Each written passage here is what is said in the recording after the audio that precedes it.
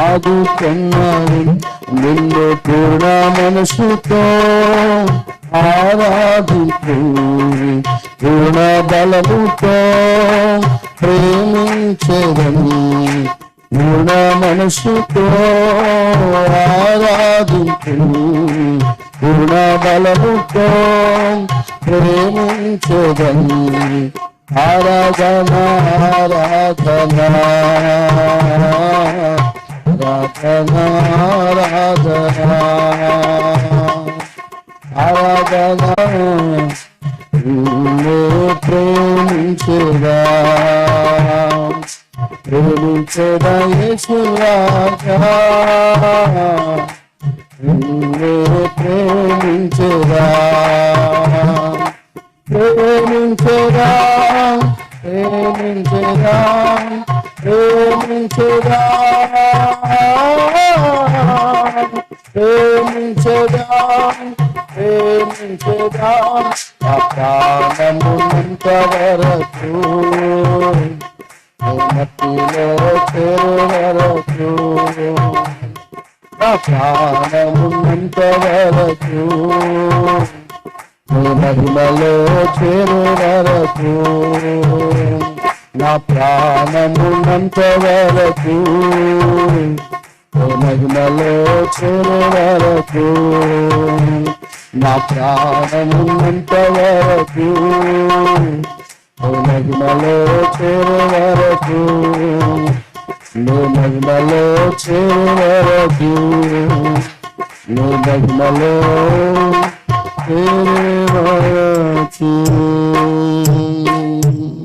హల్లెలూయా. చాలా మంచిదండి. ఈ సమయంలో కొద్దిసేపు దేవుని వాక్యాన్ని మనం విందాం. మరి ఈరోజు ఉపవాస కుడికలో 30వ రోజు. ప్రభు గడిచిన దినాలన్నీ కూడా మనల్ని కాపాడుతూ ఆయన క్షేమాన్ని ఆరోగ్యాన్ని ఇస్తూ ప్రతిదినం కూడా దేవుని సన్నిధిలో ఇలాగున కొంత సమయం దేవునితో గడపటం అనేది చాలా దీవెనకరం, ఆశీర్వాదకరం. ఈ కడవరి దినాలలో, ఈ కృపాకాల చివరి దినాలలో ఈ ఉపవాస ప్రార్థనలు అనేవి, ఏకాంత ప్రార్థనలు అనేవి చాలా కనుమరుగైపోయినాయి. ఈ లాక్డౌన్ ముందు ఉన్న పరిచర్య ఎంత ఘనంగా ఒక రకంగా జరిగింది. సో ఈ యొక్క లాక్డౌన్ తర్వాత పరిస్థితులు చూస్తే చాలామంది విశ్వాసులు ఆధ్యాత్మికమైన అనుభవంలో పడిపోతున్నటువంటి పరిస్థితి. ఇదివరకున్న ఆసక్తి కానీ, ఇదివరకున్న ప్రార్థనా జీవితం, ఇదివరకు పరిచర్యలో ఉన్నటువంటి ఆ యొక్క ప్రత్యేకమైనటువంటి పరిచర్య ఆత్మ ఇప్పుడు చూస్తే చాలా మందిలో కనుమరుగైపోతుంది.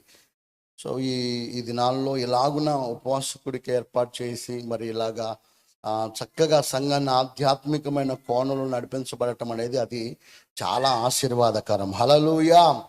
నిశ్చయముగా ఈ ఉపవాస ప్రార్థనల ద్వారా మన సంఘ సరిహద్దులను, అలాగనే ఏదైతే మీరు 30 దినాలు ప్రభు సన్నిధిలో మరి ఇంకా ఉన్నటువంటి దినాలలో ప్రార్థనలు చేస్తున్నారో, నిశ్చయముగా మీరు చేస్తున్న ప్రతి ప్రార్థనను ఆయన ఆలకించి గొప్ప కార్యంలో ఆయన జరిగించునుగాక. ఆమేన్. మరి సమయంలో కొద్దిసేపు దేవుని వాక్యాన్ని విందాం. ఆల్రెడీ దైవ సేవకులు చాలా విషయాలు మీకు బోధించే ఉంటారు. పెద్ద దైవ సేవకులు ఈ స్థలానికి రావటం నేను చూశాను, విన్నాను. దేవుని కృపను బట్టి మరి ఈ సమయంలో దేవుడు నాకు ఇచ్చిన అవకాశాన్ని బట్టి కొద్దిసేపు నేను కూడా దేవుని వాక్యాన్ని అందిస్తాను. ఇక్కడ జాగ్రత్తగా మనం దేవుని వాక్యాన్ని మనం విందాం. చదువుకుందాం. యోహాను సువర్తమానం 2వ అధ్యాయం. మనకు బాగా పరిచయమైనటువంటి మాట. 2వ అధ్యాయం 7వ వాక్యాన్ని ఒకసారి మనం చదువుగా విందాం. యేసు ఆ బాణలు నీళ్లతో నింపుడని వారితో చెప్పగా వారు వాటిని అంచుల మటుకు నింపిరి. చిన్న ప్రార్థన చేసుకుందాం. పరిశుద్ధుడా, ప్రేమ కలిగిన తండ్రి యేసయ్యా, ఈ పరిశుద్ధమైన పాదాలకు స్తోత్రాలు చెల్లిస్తున్నాం. ఈ సమయంలో ప్రభువా యేసు రక్తాన్ని చేత పట్టుకుని కృపాసనం ఎద్దుకు వచ్చి ఉన్నాం. ప్రభువా దేవా, నన్ను మరుగు చేయండి, పూర్తిగా మీరు కనపడండి. దేవా మీకు స్తోత్రాలు అయ్యా. నీ స్వరం మాత్రమే ప్రజలు విందురుగా కనపలుగుతున్నాం. ఎవరు ఏ సమస్యలతో, ఏ బాధలతో, ఏ పరిస్థితులతో వచ్చారో నాకు తెలియదు, కానీ అయ్యా సూటిగా తేటగా మొహమాటం లేకుండా ఈ రాత్రి నీవు ఉద్దేశించిన మాటలు అయ్యా మీరు మాట్లాడి మహిమా ఘనత ప్రభావాలు పొందుకొనమని ప్రార్థిస్తూ నీ సన్నిధి కాంతును తోడుగా ఉంచమని యేసయ్య నామములో అడుగుచున్నాను తండ్రి, ఆమేన్. ఇక్కడ జాగ్రత్తగా దేవుని వాక్యాన్ని ఈరోజు మనం ధ్యానం చేసుకోగలిగినట్లయితే, ఈ వాక్య భాగం అనేది మనం ఎక్కువగా పెళ్ళిళ్ళలో వింటూ ఉంటాం. పెళ్లి ప్రసంగంగా ఇది ఎక్కువగా వింటూ ఉంటాం. పెళ్లి జరిగేదానికి కొంచెం ముందుగా ఏర్పాటు చేసుకున్న కృతజ్ఞత కూడికలో ఈ వాక్యాన్ని చాలాసార్లు మనం వినే ఉంటాం, చాలాసార్లు మనం చదివే ఉంటాం. ఈ వాక్య భాగం తెలియని వారు ఇక్కడ ఎవరు కూడా ఉండి ఉండరు నాకు తెలిసి. ప్రతి ఒక్కరు కూడా ఈ వాక్య భాగం చాలా పరిచయమైనది. సో దీనిలో నుండే ప్రభు మనందరితో మరి ఏవైతే మాట్లాడాలనుకుంటున్నాడో ఆ మాటలు ప్రభు ధారాళముగా మాట్లాడును గాక. మరొకసారి ఈ యొక్క జరిగిన సిచ్యువేషన్ అంతటిని ఒకసారి మీకు తెలియజేస్తాను. యేసు ప్రభు వారు తనతో పాటు ఉన్న శిష్యులు, తన తల్లి కూడా కానా అనేటువంటి ఊరిలో ఒక వివాహానికి వెళ్ళినట్లుగా చూస్తాం. ఆ వివాహానికి వెళ్ళారు. అక్కడికి వెళ్ళిన తర్వాత కొంచెం కొరత అనేది ఏర్పడింది. ఏమిటి ఆ కొరత అంటే ద్రాక్షరసం అయిపోయింది. ఆ వార్త కాస్త అందరి నోట పడి మరియమ్మ దగ్గరికి రావటం, తల్లిగారు తన కుమారుడి దగ్గర పంపించటం. అప్పుడు ప్రభు గారు చెప్పినటువంటి మాట ఏంటంటే, ఆ బాణలను అంచుల మటుకు నీళ్లతో నింపమని చెప్పాడు. హల్లెలూయా. ఈరోజు అదే మాట దైవ సేవకులు కనుక లేదా ఇంకెవరైనా చెప్పారు ఆ మాట అంటే, ఎవరైనా నీళ్లు నింపగలుగుతారు అంచుల మటుకు? ద్రాక్షరసానికి బదులుగా ద్రాక్షరసం అయిపోయింది, ఇంకా వాళ్ళకి పంచిపెట్టాలి. ఇప్పుడు ఎగ్జాంపుల్ మనకి ఇప్పుడున్న ఇదిని బట్టి మనం మాట్లాడుకుంటే, ఒకవేళ థమ్సప్పే అయిపోయింది అనుకోండి. ఆ థమ్సప్ అయిపోయిన తర్వాత ఇక మిగతా చాలామంది ప్రజలు ఉన్నారు, వాళ్ళకి ఇవ్వాలి. అప్పుడు మనం దైవ సేవకులు విశ్వాసంతో లేకపోతే ఎవరైనా కానీ లేకపోతే ఏదైనా ఒక మనిషి కానీ ఎవరైనా చెప్పి నీళ్లు పోసుకొని తీసుకొని వెళ్ళు అని చెప్తే మనం ఎలా చూస్తాం? పైనుంచి కిందకి చూస్తాం. సో ఆ సిచ్యువేషన్ చాలా భయంకరమైనది. ఆ పరిస్థితుల్లో దేవుడు ఏదైతే చెప్పాడో దానిని వాళ్ళు చేయటం ద్వారా జరిగినటువంటి గొప్ప కార్యం ఏమిటయ్యా అంటే, ఆ నీళ్లు ద్రాక్షరసముగా మార్చబడటం. హల్లెలూయా, హల్లెలూయా. దేవుడు మొట్టమొదటిగా చేసినటువంటి అద్భుతమైనటువంటి కార్యం ఇది. అయితే జాగ్రత్తగా మనము దేవుని వాక్య లోతులోనికి మనం వెళ్ళగలిగితే, ఈరోజు దేవుడు మనల్ని కోరుకుంటున్నాడు. ఈ ఉపవాస ప్రార్థన ద్వారా ఆయన ఆశపడుతున్నాడు ఏంటంటే, ఇప్పటి వరకు నీ జీవితంలో ఏదైతే ఎలితిగా ఉందో, ఏదైతే తక్కువగా ఉందో, ఏదైతే చాలినట్లుగా ఉంటుందో దాని అంతటిని కూడా ఆయన నింపాలని ఆయన ఉద్దేశించున్నాడు. గట్టిగా ఒకసారి ఆమేన్ చెప్దామా? ఎవరు ఏ కొరతతో ఏ వెలితితో ఆయన సన్నిధికి వచ్చున్నారో అది నాకు తెలియదు, కానీ హృదయాంతరం పెరిగినటువంటి దేవాతి దేవుడు చెప్తున్నాడు, అది ఏదైనా సరే, ఒకవేళ ఆరోగ్యమైనటువంటి వెలితి కొంచెం ఉందేమో, ఒకవేళ ఆర్థిక పరమైనటువంటి సమస్యని వెలితి ఉందేమో, ఒకవేళ ప్రార్థనా జీవితంలో ఒకప్పుడు మోకరిస్తే దేవుని యొక్క మహిమను, దేవుని యొక్క స్వరమును, దేవుని యొక్క ప్రసన్నతను నేను అనుభవించేదాన్ని, ఇప్పుడు మోకరిస్తే దేవుని ప్రసన్నతను అనుభవించలేకపోతున్నాను, కొంచెం నాకు ప్రార్థన చేసే విషయంలో వెలితిగా ఉంది, వాక్యం చదివే విషయంలో వెలితిగా అయిపోయాను, ఆధ్యాత్మికమైన జీవితంలో వెలితిగా అయిపోయాను అని ఒకవేళ ఏ విషయాలలో నువ్వు వెలితిగా ఉన్నావో ప్రభు అంటున్నాడు, చెప్పమంటున్నాడు. ఏమనంటే, అంచుల మటుకు ప్రభు నిన్ను ఆశీర్వదిస్తానంటున్నాడు. హల్లెలూయా. ఆయన ఇస్తే ఆశీర్వాదం అరాకొర ఆశీర్వాదం కాదు, లేకపోతే కొద్ది ఆశీర్వాదాలు ఇచ్చి పంపించే దేవుడు కాదు ఆయన. మనుషులు ఏం చేస్తారంటే, ఏదైనా ఒక 10,000 రూపాయలు వాళ్ళని సహాయం అనుకో, వాళ్ళు ఏం చేస్తారంటే ఒక 5,000 6,000 కొద్దిగా చేస్తారు. కానీ మన దేవుడు ఎవరయ్యాడంటే, మనం అడిగిన వాటికంటే అత్యధికంగా అనుగ్రహించగలిగినటువంటి గొప్ప దేవుడు మనం ఆరాధిస్తున్నటువంటి మన యేసయ్య. హల్లెలూయా.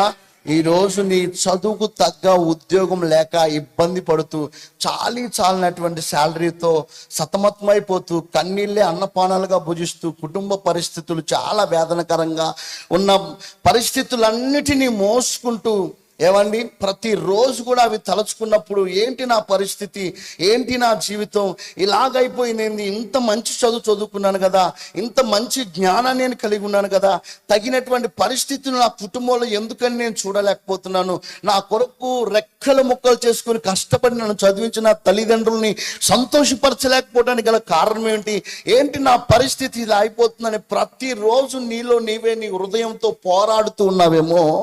ప్రభు ఎందుకో ఈ ఉపవాస ప్రార్థనలో చెప్పమంటున్నాడు, ఏదైతే నీ జీవితంలో వెలితి అని నువ్వు అనుకుంటున్నావో దాని అంతటిని కూడా యేసు నామములో ఆయన నింపునుగాక. సమృద్ధైనటువంటి ఆశీర్వాదం చేత ఆయన నింపి నడిపించుకొనుగాక. మీరు ఎప్పుడైనా ఎక్కడైనా బైబిల్ గ్రంథంలో దేవుని వాగ్దానాలు ఉన్నాయంటే ఖచ్చితంగా దానికి పైన కానీ దాని కింద కానీ కొన్ని షరతులు వర్తిస్తాయి. హల్లెలూయా. దేవుని వాగ్దానం ఉట్టి పుణ్యానికి మనం పొందుకోవటానికి వీల్లేదు. కొన్ని షరతులు ప్రభు పెడతాడు ఆడ. దానికి పైన కానీ ఒక వాగ్దానం బైబిల్ గ్రంథంలో మీరు ఎక్కడైనా గమనించండి, దేవుని వాగ్దానం ఉందంటే ఇదిగో మీరు ఇలాగ ఉంటే, ఇదిగో మీ జీవితం ఇలా ఉంది, ఇలా నుండి మీరు ఇలాగ మారితే ఈ ఆశీర్వాదం మీకు ఇచ్చేస్తాను. హల్లెలూయా. ఇలాంటి పరిస్థితులు నువ్వు నడుస్తున్నావు, ఆ నడక మానుకొని ఇగో ఈ పరిస్థితుల్లోనికి నువ్వు వస్తే ఇది ఖచ్చితంగా నేను నీకు ఇచ్చేస్తాను. హల్లెలూయా. ఈరోజు చిన్నపిల్లలతో కూడా మనం అంటాం ఏమంటే, రే నువ్వు ప్రార్థన చేసుకుంటేనే నేను నీకు 10 రూపాయలు ఇస్తాను, ప్రార్థన చేసుకుంటేనే నీకు స్లేట్ పెన్సిల్ కొనిస్తాను అంటే వాళ్ళు ఏది అడిగినా కానీ మనం ఒకటి చెప్తాం, ఒక షరతు చెప్తాం, ఈరోజు నువ్వు ప్రార్థన చేస్తేనే, ఈరోజు దేవుని స్తుతిస్తే నీకు నేను ఇది ఇస్తాను అని అంటాం. గట్టిగా ఒకసారి స్తోత్రం చెప్తారా? మరొకసారి సంతోషంగా చెప్తారా? ఈరోజు ఆయన అంచుల మటుకు నింపడానికి ఆయన హస్తం ఇప్పటికి కూడా మన వైపు చాపబడి ఉంది. మరి ఆ ఆశీర్వాదాన్ని మనం పొందుకోవాలంటే మనం చేయవలసింది ఏమిటి అని మనం ఒకసారి దేని చేత నింపబడితే ఆయన ఆశీర్వాదాలు మన మీద కుమ్మరిస్తాడు అనే కొన్ని విషయాలు నేను చెప్పి ముగించడానికి ఇష్టపడుతున్నాను. చదువుకుందాం. కొంతమంది దేని చేత నింపబడుతున్నారు ఆ విషయాలు మీకు ఒకసారి జ్ఞాపకం చేసి మనం అసలు దేని చేత నింపబడాలనే విషయాలు మరలా మీకు చెప్తాను. చదువుకోగలిగినట్లయితే సామెతలు గ్రంథం, సామెతలు 1వ అధ్యాయం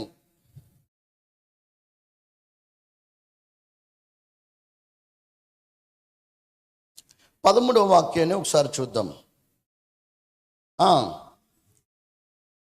మంచి సొత్తులు మనకు దొరుకును, మన ఇండ్లను దోపుడు సొమ్ముతో నింపుకొందుము. తలపైకి ఎత్తి జాగ్రత్తగా మనం విందాం. ఇక్కడ చూస్తే కొంతమంది దేని చేత నింపుకుందాము అని అనుకుంటున్నారంటే, పలు విధములైనటువంటి మంచి సొత్తులు మనకు దొరుకును, మన ఇండ్లను దోపుడు సొమ్ముతో నింపుకుందాము అని కొంతమంది గుంపు వారు, కొంతమంది జనాంగం ఈరోజు ఎటువైపు చూసినా కానీ కష్టపడి సంపాదించే దానికన్నా ఎక్కడో గొట్ట ఉట్టి పుణ్యానికి వచ్చే డబ్బులతోనే బ్రతకాలి అనేటువంటి ఉద్దేశం కలిగిన వారు చాలా మంది ఉన్నారు. మన ఇళ్ళంతా కూడా దోపుడు సొమ్ము చేత నింపుకుందామని వీళ్ళు మాట్లాడుకుంటున్నారు. ఈ వాక్యాన్ని గమనిస్తున్నటువంటి మనము నింపుకోవాల్సింది దోపుడు సొమ్ముతో కాదు, అక్రమంగా వచ్చేటువంటి డబ్బు చేత మనం నింపబడకూడదు. దొంగిలించబడినటువంటి డబ్బు చేత మనం మన యొక్క ఇండ్లు నింపుకోకూడదు. ఇంకొక మాట చెప్తే లంచంతో మన ఇళ్లను నింపబడకూడదు. అలాగనే దేవుని వాక్యం ఏమని సెలవిస్తుందంటే, వడ్డీ వ్యాపారాలతో చేసి అక్కడిక్కడ డబ్బులు సంపాదించుకొని మన ఆస్తితో మన ఆస్తిని పెంచుకోకూడదు, వాటి చేత నింపబడకూడదని వాక్యము తెలియచేస్తూ ఉంది. గట్టిగా ఒకసారి స్తోత్రం చెప్దామా? డబ్బులు ఎక్కువ ఉన్న వారు చేసే పని ఏమిటయ్యా అంటే, ఎవరైతే డబ్బులు నీ దగ్గర సహాయం కోసం వస్తారో వాళ్ళకి, సరే నువ్వు తీసుకొని వెళ్ళు, సహాయం కోసం నా ఎద్దుకు వచ్చావు కదా, తీసుకొని వెళ్ళి నీ దగ్గర ఎప్పుడైనా ఉన్నప్పుడు ఇవ్వు అని అనట్లేదు. ఏమనంటున్నారండి? రూపాయో 10 రూపాయలు పోయినాయి. నాకు తెలిసి ఇప్పుడు 10 రూపాయలు 10 రూపాయలు వడ్డీ అయిందే పొరపాటున డబ్బులు ఇవ్వట్లేదు. అట్లా ఏమండి అక్రమముగా వచ్చేటువంటి దోపుడు సొమ్ము చేత మన ఇంట్లో నింపుకుందాము అని కొంతమంది అనుకుంటున్నారు. ఈరోజు ఈ వాక్యం వింటున్నటువంటి మనం కూడా చాలా జాగ్రత్త గమనించాల్సింది ఏమిటయ్యానంటే, మన ఇండ్లు దోపుడు సొమ్ము చేత మనము నింపుకోకూడదు. హల్లెలూయా. మన ఇల్లు కూడా ఏమండి ఎవరో ఇచ్చినటువంటి అక్రమమైనటువంటి డబ్బుతో మన ఇండ్లు మన ఇంట్లో ఉన్నటువంటి వస్తువులు కొనడానికి వీలు లేదు. దేవుని బిడ్డలం కనుక దేవుని దగ్గర నుంచి మనం అడిగి పొందుకోవాలి. గట్టిగా ఒకసారి స్తోత్రం చెప్తారా? మరొక్క మాటగా మనం చూస్తే వీళ్ళు దేని చేత నింపుకుంటున్నారంటే, యోబు గ్రంథం 15వ అధ్యాయం 2వ వాక్యాన్ని ఒకసారి చూద్దాం. 15వ అధ్యాయం 2వ వాక్యం.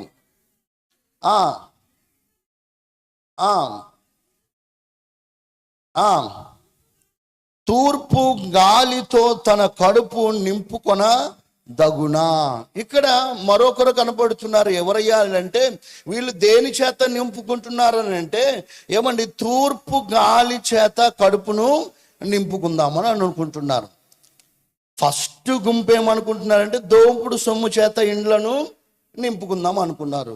వీళ్ళు దేని చేత నింపుకుందాం అంటున్నారంటే, గాలి చేత కడుపును నింపుకుందాము అంటే, ఆధ్యాత్మికమైనటువంటి భాషలో మనం మాట్లాడుకోగలిగినట్లయితే, వ్యర్థమైన విషయాలతో, పనికిరానటువంటి విషయాలతో, మనకు అవసరం లేనటువంటి విషయాలతో ఏమండి వీళ్ళు ఏం చేస్తున్నారంటే కడుపును నింపుకుంటున్నారు. ఈరోజు దేవుని బిడ్డలైనటువంటి వారు వ్యర్థమైన వాటితో సమయమును గడపవద్దు, వ్యర్థమైన వాటికి సమయాన్ని కేటాయించవద్దు, వ్యర్థమైనటువంటి మాటలకు మనము చోటు ఇవ్వవద్దు.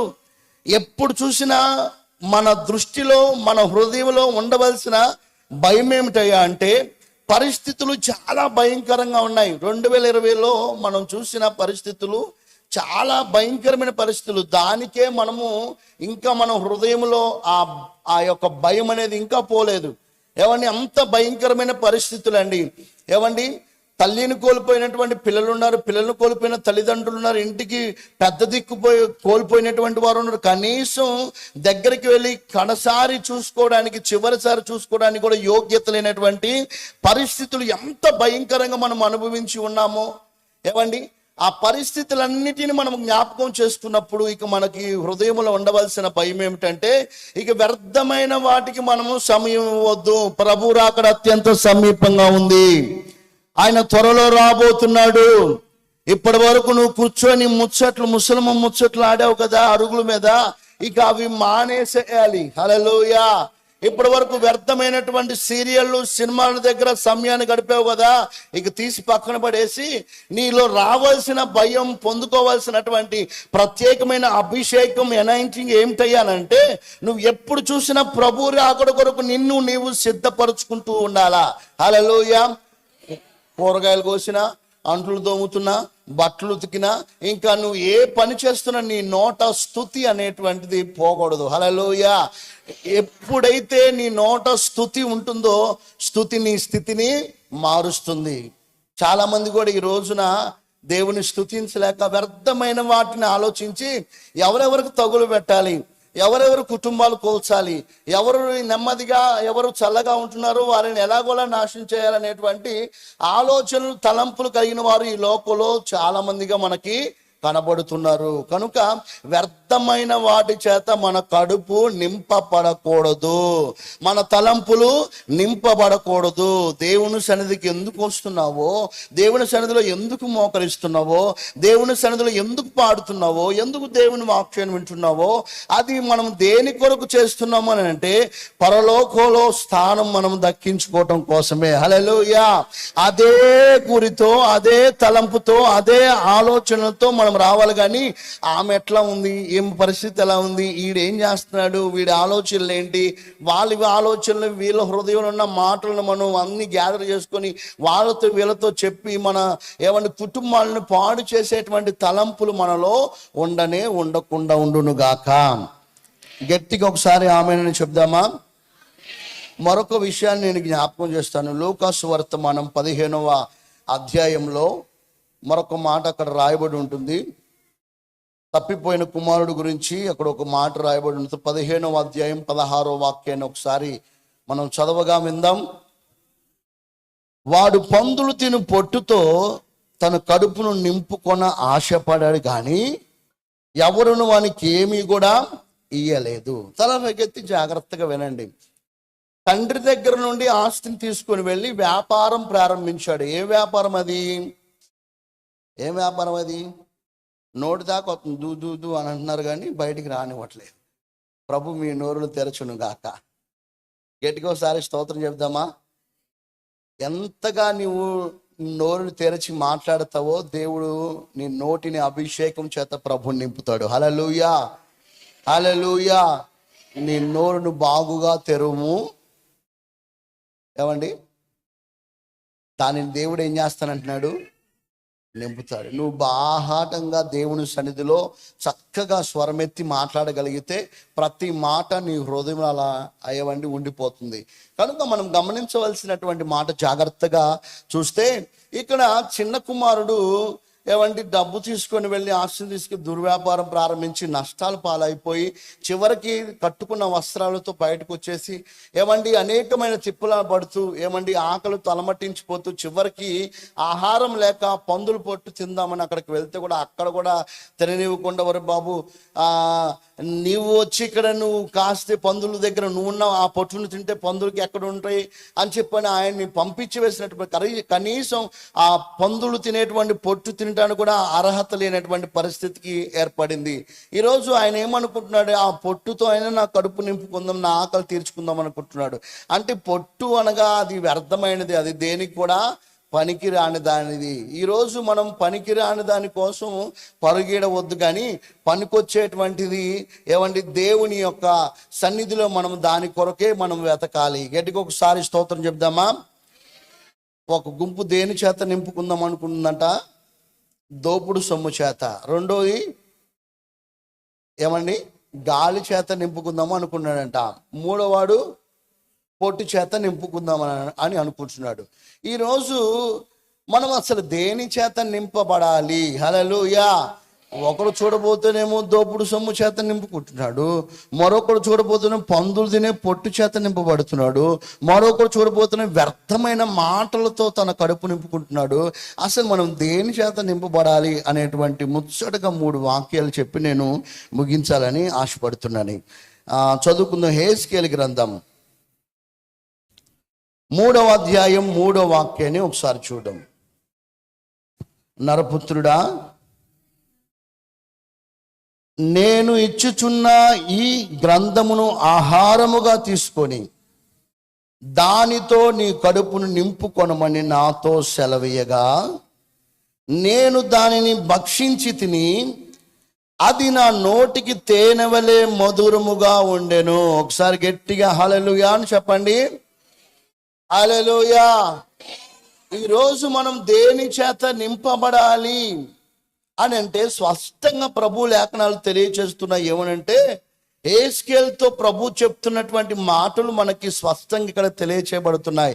నరపుత్రుడా, నేనిచ్చే ఈ గ్రంథాన్ని ఆహారముగా తీసుకొని దానితో నీ కడుపు నింపుకొనమని నాతో సెలవీయగా నేను దానిని భక్షించి తిని. భక్షించానంటే తిన్నాను.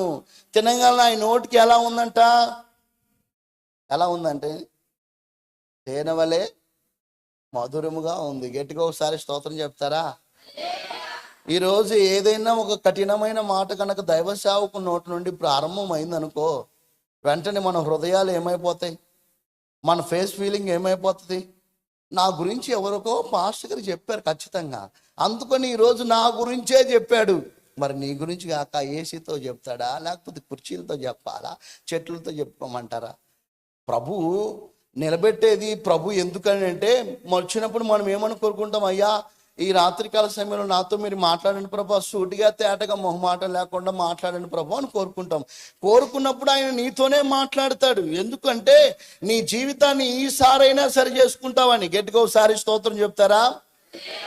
ఇట్లానే ఒకరోజు ఆన్లైన్ ప్రేయర్కి నేను వెళ్తే అక్కడ వాక్యం అంతా చక్కగా దేవుడు ఆ నడిపింపుని బట్టి వాక్యం అందించడం చాలా సంతోషంగా పిలుచుకున్న పాస్టర్ గారు కూడా ఆనందపడ్డాడు. మేము కూడా చక్కగా ఆనందంతో ఉన్న సమయంలో ఒక వ్యక్తి ప్రార్థన చేయించుకోవడానికి వచ్చి, పాస్టర్ గారు ఈరోజు చెప్పిన వాక్యం నేను ఎన్నిసార్లు విన్నాను అన్నాడు. ఏమన్నాడండి? ఈరోజు మీరు చెప్పిన వాక్యం నేను ఎన్నిసార్లు విన్నా అన్నాడు. ఒక్కసారిగా ఉన్న ఆనందం, సంతోషం ఒక్కసారిగా పోయింది.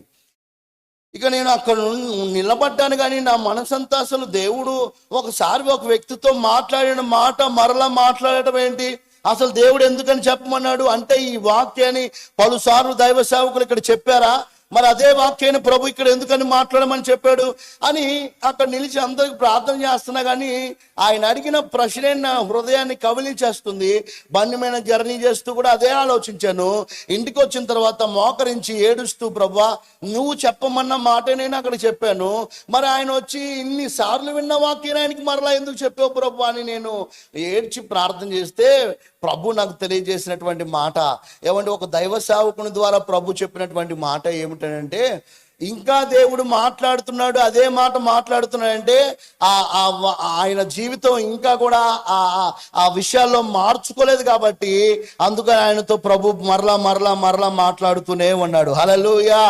ఎన్నిసార్లు ఆయనతో తన జీవితాన్ని మార్చుకోమని ప్రభు చెప్పినా మార్చుకోకపోవటం ద్వారా వచ్చిన దైవ సేవకుని, ప్రతి దైవ సేవకుని ద్వారా ఆయనతో సూటిగా మాట్లాడుతున్నాడు. కానీ ఆయన మార్చుకోవట్లేదు. దాని గురించి నువ్వెందుకు బాధపడుతున్నావు సహోదరుడా అని ఒక సేవకుడు చెప్పగా, ఏమండి నేను ఇది పరిస్థితి అని ప్రభుని స్తుతించి ఇక చక్కగా నేను సంతోషంగా ఉన్నాను. గట్టిగా ఒకసారి హల్లెలూయా అని చెప్తారా? ఈరోజు దేవుని వాక్యాన్ని వింటున్నాం, అది మన హృదయాల్లో ఉంటుందా? ఈరోజు దేవుని వాక్యాన్ని విని వెళుతున్నాం, వాక్యానుసారంగా జీవించగలుగుతున్నామా? దేవుని వాక్యం ఏదైతే చెప్తుందో దాని ప్రకారంగానే మనము పూజ తప్పక పని చేస్తున్నామా? ఈరోజు ఇంతమంది భక్తులు బైబిల్ గ్రంథంలో ఏమండి వీళ్ళు వారి గురించి మనం మాట్లాడుకుంటున్నాం, చెప్పుకుంటున్నాం అని అంటే, దేవుడు ఏదైతే చెప్పాడో దానినే వాళ్ళు చేశారు. అలా కాదు ప్రభా, నేను అలా చేయను ప్రభా, అదైతే నాకు కొంచెం కష్టంగా ఉంటుందయ్యా, అదైతే నాకు కొంచెం ఇబ్బందిగా ఉంటుందయ్యా అని తప్పించుకోలేదు. వాళ్ళు అలా తప్పించుకుంటే ఈరోజు వాళ్ళ గురించి మనం మాట్లాడుకునే వాళ్ళం కాదు. ఈరోజు నన్ను దీవించట్లేదు, ఆశీర్వదించ సమస్యలు పోవట్లేదు, ఆధ్యాత్మికంగా ఎదగలేకపోతున్నాను, అందరూ ఆత్మ చేత నింపబడుతున్నారు, అందరూ కొరత లేని ప్రార్థన చేత ప్రార్థన చేయగలుగుతున్నాను, నేను ఎందుకు ప్రార్థన చేయలేకపోతున్నాను అనేటువంటి ఒక తలంపు, ఒక ఆలోచన వస్తున్నప్పుడల్లా ఎందుకు నువ్వు ప్రార్థన చేయలేకపోతున్నావు అంటే, నువ్వు దేవుని వాక్యం వింటున్నావు కానీ దాని ప్రకారంగా జీవించలేకపోతున్నావు. ఇప్పటికీ చాలా మంది ప్రార్థన చేయమంటే, నాకు కాదు, నువ్వు చేయి, నువ్వు చేయి, నువ్వు చేయి, నేను కాదు, నువ్వు చేయి, నువ్వు చేయి. మైకు రక్షించబడి ఎన్ని సంవత్సరాలు అవుతుందంటే 5 సంవత్సరాలు, 6 సంవత్సరాలు, 10 సంవత్సరాలు నిండిందంటారు. సీనియారిటీ చెప్తారు కానీ ఎంత సిన్సియారిటీగా ఉంటున్నాం అనేది మనం ఒకసారి పరిశీలన చేసుకోవాలి. గట్టిగా ఒకసారి స్తోత్రం చెప్దామా? సిన్సియారిటీ కాదు ప్రాముఖ్యమైనది. ఏమండి? సీనియారిటీ కాదు ప్రాముఖ్యమైనది, సిన్సియారిటీ అనేది చాలా ప్రాముఖ్యమైనది. హల్లెలూయా. దేవుని కోసం మన జీవితం ఎలా సాక్రిఫైస్ చేస్తున్నాం, దేవుని కోసం మనము కష్టమైన నష్టమైన దేవుడు చెప్తున్న మాటకు మనం ఎంత లోబడుతున్నాం అనేటువంటి దాన్ని మనం ఎక్కువగా గ్రహించాలా. గట్టిగా ఒకసారి స్తోత్రం చెబుదామా? ఎప్పటికప్పుడు నీ హృదయంలో ఒక కలవరం పుట్టాలా, నేను దేవుడు చెప్పిన మాట ప్రకారంగా నేను చేస్తున్నానా, దేవుడు ఆయన చిత్తాన్ని నాకు తెలియజేసినప్పుడు ఆయన చిత్త ప్రకారంగా నేను చేయగలుగుతున్నానా? ఈరోజు దేవుని మాట వెనక నష్టపోయిన వారు చాలా మంది ఉన్నారు. లోతును ప్రభు సొదొమ గొమొర్రా పట్టణం నుండి ప్రభు రక్షించి, ఇదిగో నువ్వు నీ కుటుంబం అంతా కూడా వెనక్కి తిరిగి అసలు చూడమాకండి, మీరు నేను తీసుకెళ్లేటువంటి ఆ స్థలానికి చూపించి ఆ స్థలానికి వెళ్ళమంటే సరేనయ్యా సరేనయ్యా అన్నారు కుటుంబీకులందరూ. దేవుడు ఏం చెప్పాడంటే, వెనక్కి ఏం జరుగుతున్నాయి వెనక్కి తిరిగి మాత్రం చూడొద్దు అని ఆజ్ఞ ఇస్తే, ఆ ఆజ్ఞ మీరింది లోతు భార్య. తదుపరి ఏమనుభవించింది అంటే, ఉప్పు స్తంభంగా మారింది. ప్రభు ఏం చెప్పాడు? నాకు తిరిగి చూడొద్దు అని చెప్పాడు. వెంటనే ఆమె ఏదో శబ్దం అవుతుంది, ఏంటి మేమంతా సంపాదించుకున్నదంతా అగ్నిలో పడిపోవాల్సింది అన్నట్లుగా వెనక్కి తిరిగి చూసింది. ఇక ఈ స్త్రీలకంతా ఏంటంటే సంపాదించిన సంపాదన అంతా ఏమైనా కొంచెం లాస్ అవుతుంది అనుకో, వెంటనే ఏమండి దేవుడు లేడు, గీవుడు లేడు, ప్రార్థన లేదు, ఏమి లేదు, వాక్యం లేదు, ఏమి లేదు, ఇక ఏ కాడికి సంపాదించిన సంపాదన అంతా పోతుంది అనే విషయాల గురించి ఆలోచన పడిపోతూ ఉంటుంది. మనం గమనించవలసిన విషయం ఏమిటంటే వెనక్కి తిరగొద్దు అన్నప్పుడు వెనక్కి తిరగకూడదు, అలానే ముందు కొనసాగాలి. దేవుడు నిన్ను ప్రేమించి సొదొమ గొమొర్రా పట్టణం అనేటువంటి అనుభవం నుంచి నిన్ను నడిపిస్తే, పాపపు జీవితం నుండి, రోత జీవితం నుండి ప్రభువు నిన్ను విడిపించి నీకు ఒక గొప్ప రక్షణనిచ్చి సరైనటువంటి మార్గంలో నిన్ను నిలిపి అనేకుల మధ్య నీకు పేరు ప్రఖ్యాతిని ప్రభు ఇచ్చి ఇంత ఘనమైన పాత్రగా నిన్ను చేస్తే ఈరోజు నువ్వు దేవుని మర్చిపోతున్నారు. ఈరోజు దేవుడు చేసిన ఆశ్చర్యమైన కార్యాలు గుర్తుపెట్టకుండా ఏమండి వాటిని మనసులో పెట్టుకోకుండా వాటిని మర్చిపోతున్నారు.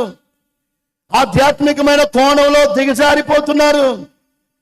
ధ్యానించవలసిన వాక్యాన్ని ధ్యానించలేని స్థితిలో ఉండిపోతున్నారు.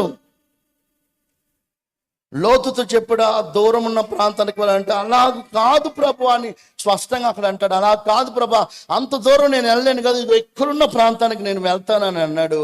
వెళ్ళాడు. కూతురులతో పాపం చేయడం జరిగింది. తద్వారా అంతటితో ఆ చరిత్ర ముగించబడింది. హల్లెలూయా. దేవుని మాట విని దేవుడు చూపించిన పర్వతానికి వెళితే అన్ని కష్టాలు ఇబ్బందులు ఉండే కాదు, చక్కగా దేవుని మాట విన్నాడని ఒక మంచి పేరు కలిగి బైబిల్ గ్రంథంలో నిలిచిపోయేది. హల్లెలూయా. దేవుని మాట వినక నష్టపోయిన వారు చాలా మంది బైబిల్ గ్రంథంలో ఉన్నారు. సౌలు దేవుని కృపను దూరం చేసుకున్నాడు. సంసోను దేవుని యొక్క ప్రతిష్ఠించబడిన వ్యక్తి అభిషేకాన్ని కోల్పోయాడు. ఇలా మన బైబిల్ గ్రంథంలో దేవుని మాట వినక నష్టపోయిన వారిని మనం చూస్తున్నాం. ఈరోజు దేవుని మాట వింటున్నావా, లేకపోతే పెడి చెవున పెడుతున్నావా? దేవుని వాక్యానుసారంగా జీవించగలుగుతున్నామా లేదనేది నీకు నీవుగా పరిశీలన చేసుకోవాలి, నాకు నేనుగా పరిశీలన చేసుకోవాలి. వాక్యం చెప్తున్నటువంటి నన్ను నేను పరిశీలన చేసుకోకుండా మీకు చెప్పడానికి నేను అర్హుని కానే కాదు. వాక్యం అనేది రెండంచులు కలిగినటువంటి ఖడ్గం అంట. ఒకవైపు మిమ్మల్ని నరుకుతూనే ఒకవైపు మమ్మల్ని కూడా జీవిస్తుంది. గట్టిగా ఒకసారి స్తోత్రం చెప్దామా? మరొకసారి సంతోషంగా చెప్దామా? హల్లెలూయా. దేవుని వాక్యం ఎప్పుడైతే దైవ సేవకుల నుండి ప్రభువు నీకు అందిస్తున్నాడో ఆ వాక్కులు నీకు వినపడుతూ ఉండగానే ఆ వాక్యాన్ని గురించినటువంటి ఒక పశ్చాత్తాపం, నేను ఈ వాక్యంలో దేవుడు చెప్తున్నటువంటి ఈ మాటకు సరిగ్గా నేను ఉన్నానా లేదని అప్పుడే నీలో తెలియని ఒక పశ్చాత్తాపం ప్రారంభం అయిపోవాలి. గట్టిగా ఒకసారి స్తోత్రం చెప్తాం. ఇక్కడ ఉన్నంతసేపు స్తోత్రం, హల్లెలూయా. అవును ప్రభు, నిజంగానైనా ఇప్పటి వరకు నీ వాక్యం నేను అసలు అనుసరించి నడుచుకోలేదా, ఈ చోటు వదిలేసాను, ఎక్కడ నుండి మంచిగా ఉంటానయ్యా, మంచిగా బ్రతుకుతానని ఇక్కడ ఒక 4-5 కన్నీళ్ళు అక్కడ రాసేసి మళ్ళీ ఇంటికి వెళ్ళిన తర్వాత ఏమండి మరలా యథావిధిగా అదేమంటారు, అపరిచితుడు అంటారు కదా, ఏమండి కొంచెంసేపు ఒకలాగా ఇంకొంచెంసేపు ఒకలాగా, దేవుని మందిరంలో ఒకలాగా, ఇంటికి వెళ్ళిన తర్వాత ఒకలాగా. అలా మనం ఉండవద్దు. బ్రతికేది ఏదో ప్రభు కొరకు యథార్థంగా నమ్మకం బ్రతికి చచ్చిపోతాం.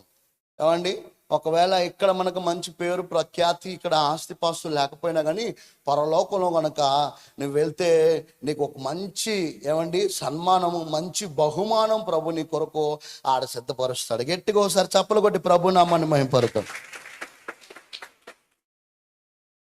హల్లెలూయా. కనుక బైబిల్ గ్రంథంలో చాలా మంది కూడా ఎజ్రా శాస్త్రి కానీ, నెహెమ్యా గారు కానీ, లేకపోతే ఇలా మనం భక్తులు కొంతమందిని చూస్తే యెహోషువ కానీ, వీళ్ళందరూ కూడా ఎజ్రా శాస్త్రి ధర్మశాస్త్రమందు ప్రావీణ్యత కలిగినటువంటి శాస్త్రి అని రాయబడింది. అంటే వాక్యాన్ని ఎంతగా ఆయన ధ్యానించున్నాడు కనుక ఈరోజు మనము దేవుని వాక్యాన్ని ఎక్కువగా ధ్యానిస్తూ దైవ సేవకులు వాక్యం చెబుతూ ఉండగానే మన ఏలు ఆటోమేటిక్గా అక్కడికి వెళ్ళిపోవాలి. అంతగా మనం దేవుని వాక్యాన్ని ధ్యానం చేసేవారముగా ఉండాలి. ఎవరైతే దేవుని వాక్యాన్ని ధ్యానం చేస్తారో వారు కుడిమికైను ఎడమకైను తొట్టిల్లరు. గేటికి ఒకసారి స్తోత్రం చెబుదామా? అందుకని హెస్కేలుతో ప్రభువు చెప్పిన మాట ధర్మశాస్త్ర గ్రంథాన్ని ఇచ్చిన వెంటనే ఆయన అది ఆహారంగా తీసుకున్నాడు. హల్లెలూయా చెప్తారు ఒకసారి. ఈరోజు మనము కూడా ఏమండి వ్యర్థమైన వాటితో కడుపు నింపుకోక దేవుని వాక్యం చేత మన కడుపు మనము నింపుకొందుముగాక. ఒకరోజు ఇలాగనే స్త్రీల సమాజం అంతా కలిసి ఒక సభకు పోయారంట. ఆ సభకు పోయి ఆటోలో మరలా తిరిగి వస్తూ, ఆమె ఈరోజు పాస్టర్ గారు భలే చెప్పాడమ్మ వాక్యం, ఎంత బాగా చెప్పాడంటే, అమ్మో చాలా బాగా చెప్పాడమ్మా అని అంటే, ఒక ఆమెతో ఏం చెప్పాడమ్మే అంత మట్టేగా అని అన్నమాట. మట్టి గురించి ఏం సబ్జెక్ట్ అని చెప్పలేదే, నువ్వు మట్టి అంటున్నావేంది అని అంటే, అంత మట్టే చెప్పింది పాస్టర్ గారు, అంత మట్టేగా చెప్పిందంట. అసలు ఈ మట్టి గొడవ ఏందని అంటే, సభలకు పోయారు, తాటాకు పందిర్లు వేశారంట. అమ్మగారు వెళ్ళి ఒక బాధ ఉండదు, కొంతమందికి కాంట్రాక్ట్ ప్లేస్ ఉండిద్ది అనమాట. ఆ కాంట్రాక్ట్ ప్లేస్లో ఎవరైనా కూర్చున్నారంటే పొరపాటును కూడా ఉండనివ్వరు. మా కొంచెం జరిగింది నా ప్లేస్, మొహమాటం ఉండదు, జరిపేస్తారు. ఒక ఆమె ఫ్యాన్ వేయలేదంట, ఆమె పాటిస్తే ఆమె ఏం పడిందంటే, నిరంతరం నీతోనే జీవించాలని, నా ఫ్యాన్ వేసారా అని పాడిందంట. అంటే అలా పాడినప్పటికి పాస్టర్ గారికి ఆ బ్రదర్కి ఎవరు కూడా సిగ్నల్ అందిపోయి, ఓహో ఫ్యాన్ లేదురా, అక్క దగ్గర ఫ్యాన్ ఏంటరా అని చెప్పని ఫ్యాన్. కొంతమంది ఇలాంటి భక్తులు కూడా ఉంటారు. గట్టిగా ఒకసారి స్తోత్రం చెప్తాను. ఈ కాంట్రాక్ట్ ప్లేస్ ఆమె పోయి కొంచెంగా అనుకున్నది, అలా అనుకున్నాము వాక్యం వింటుంది, అలా చూస్తూనే నోరు తెచ్చుకొని నిద్రపోతుంది. ఆ తాటాకులకు అప్పుడు ఆ తేనెగో మరి ఏదో మట్టి పెట్టింది అక్కడ. మట్టి పెడితే అటు నుంచి వచ్చే బళ్ళు మరి తొండ నడుచుకుంటూ వచ్చేలాకే ఆ తాటాకున్న మట్టి కాస్త ఊడి ఎడబడింది, అమ్మగారు నోట్లో పడింది. అమ్మగారు నోట్లో పడేలాక అమ్మగారు అనుకొని ఇంకా ఏ సునామలు అడుగుతుంది, ఆమె అయిపోయింది వాక్యం, పదండి ఆటో ఎక్కుతాం, పదండి పాడే. ఇక వాళ్ళందరూ అమ్మాయి ఈరోజు పాస్టర్ గారు భలే వాక్యం చెప్పాడమ్మా, చాలా బాగా చెప్పాడని అందరంటే, ఏం చెప్పాడమ్మా అంత మట్టేగా. ఈరోజు చాలా మంది కూడా మా ఉపవాస ప్రార్థనకి వెళ్ళావుగా, యజమానుడు అడిగాడు అనుకో, ఉపవాస ప్రార్థనకి ఈరోజు వాక్యం ఏం చెప్పాడు పాస్టర్ అంటే, భలే చెప్పాడండి, అసలు నేను రమ్మంటే నువ్వేం రావు, భలే చెప్పాడు, అసలు ఏం చెప్పాడని భలే చెప్పాడా. నీకు భలే చెప్పాడనే దేవుని వాక్యం చేత మన కడుపు నింపుకోవాలని దైవ సేవకులు చెప్పారు అనే మాట చెప్పరు. ఏం చెప్తారు, నువ్వు వింటేనే కాదు చెప్పడానికి. అక్కడ వింటున్నారా? ఎందుకయ్యా యజమానులు మారట్లేదు అని ఏడ్చి గొగ్గోలు పెడుతున్నారు? ఎందుకు మారరంటే నీ యొక్క ప్రవర్తన బట్టి వాళ్ళు మారరు. స్త్రీలు ఎక్కువగా ఎక్కడైనా సంఘాలు కనపడతారు, పురుషులు రారు. ఏంటంటే విజిటింగ్కి నేను పోయినప్పుడు వాళ్ళు చెప్పే మాట ఏంటంటే, ఇదిగో ఆమె వస్తున్నా కాదండి పాస్టర్ గారు, ముందు ఆమెను మారమనండి. అదేంటన్నా ఆమె మారింది, మందిరానికి వస్తుంది, పాట పాడితే ఆత్మతో నింపబడతారు అందరంటే, పాస్టర్ గారు అక్కడ ఆత్మతోనే నింపబడతారు, ఇక్కడికి వచ్చిన ఆత్మ వేరు. మరలా నాకే రోకల బండి తిరిగి కొట్టిద్దండి ఆమె, మీకు తెలియదు మరి నేను ఎట్లా రమ్మంటారు, ఆమె మారమని ముందు. నిజంగా మనం మారాలి, మన ప్రవర్తన మారితే, మన క్రియలు మారితే, దేవుని వాక్యం ద్వారా మన యొక్క నడిపింపు మారితే, నువ్వు ఏమండి వాక్యం వారికి చెప్పకుండానే నీ సత్ప్రవర్తన బట్టి వారి మందిరానికి నడిపించుకోవచ్చు. గట్టిగా ఒకసారి స్తోత్రం చెబుదామా. అప్పుడున్న మాట ఇప్పుడున్న మాట మారిపోవాలి. హల్లెలూయా. ఎవరైనా యజమాని ఇంటికి వచ్చినప్పుడు చక్కగా ఒక గ్లాసు మంచినీళ్ళు ఇచ్చి కూర్చోమని చెప్పి టీ ఇవ్వాలా. ఏమండి అమ్మాయి కొంచెం ఒళ్ళు నొప్పులు ఉండే కొంచెం అంటే, ప్రభు చేతికి నువ్వు ఎప్పుడైతే అప్పగింపబడతావు. ఇప్పుడు ఈ మొక్క ఉంది, ఈ మొక్క ఇంత అందంగా ఉంది, దీని దగ్గరకు వచ్చి ఫోటో దిగుతారు. దీనికి ఇంత అందం ఎలా వచ్చింది అని అంటే, ఇది బాగా ఎదుగుతుంది. ఎదిగే దాన్ని మనం ఏం చేస్తాం, మనకు కావాల్సిన రూపంలో కావాల్సినటువంటి ఒక విధములో మనం దాన్ని కట్ చేసుకుంటూ వచ్చాం కాబట్టి దీనికి ఒక రూపం వచ్చింది. హల్లెలూయా, హల్లెలూయా. ఈరోజు నీకు కూడా ఒక రూపం రావాలి, దైవ స్వరూపంలోనికి నువ్వు మార్చబడాలంటే దేవుని చేతిలోనికి నువ్వు రావాలి. హల్లెలూయా.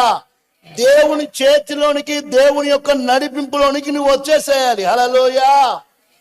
ఇప్పటి వరకు నీ ఆలోచనలు నడిచినాయి, ఇప్పటి వరకు నీ చిత్తం నడిచింది, ఇప్పటి వరకు నీ జ్ఞానం నడిచింది.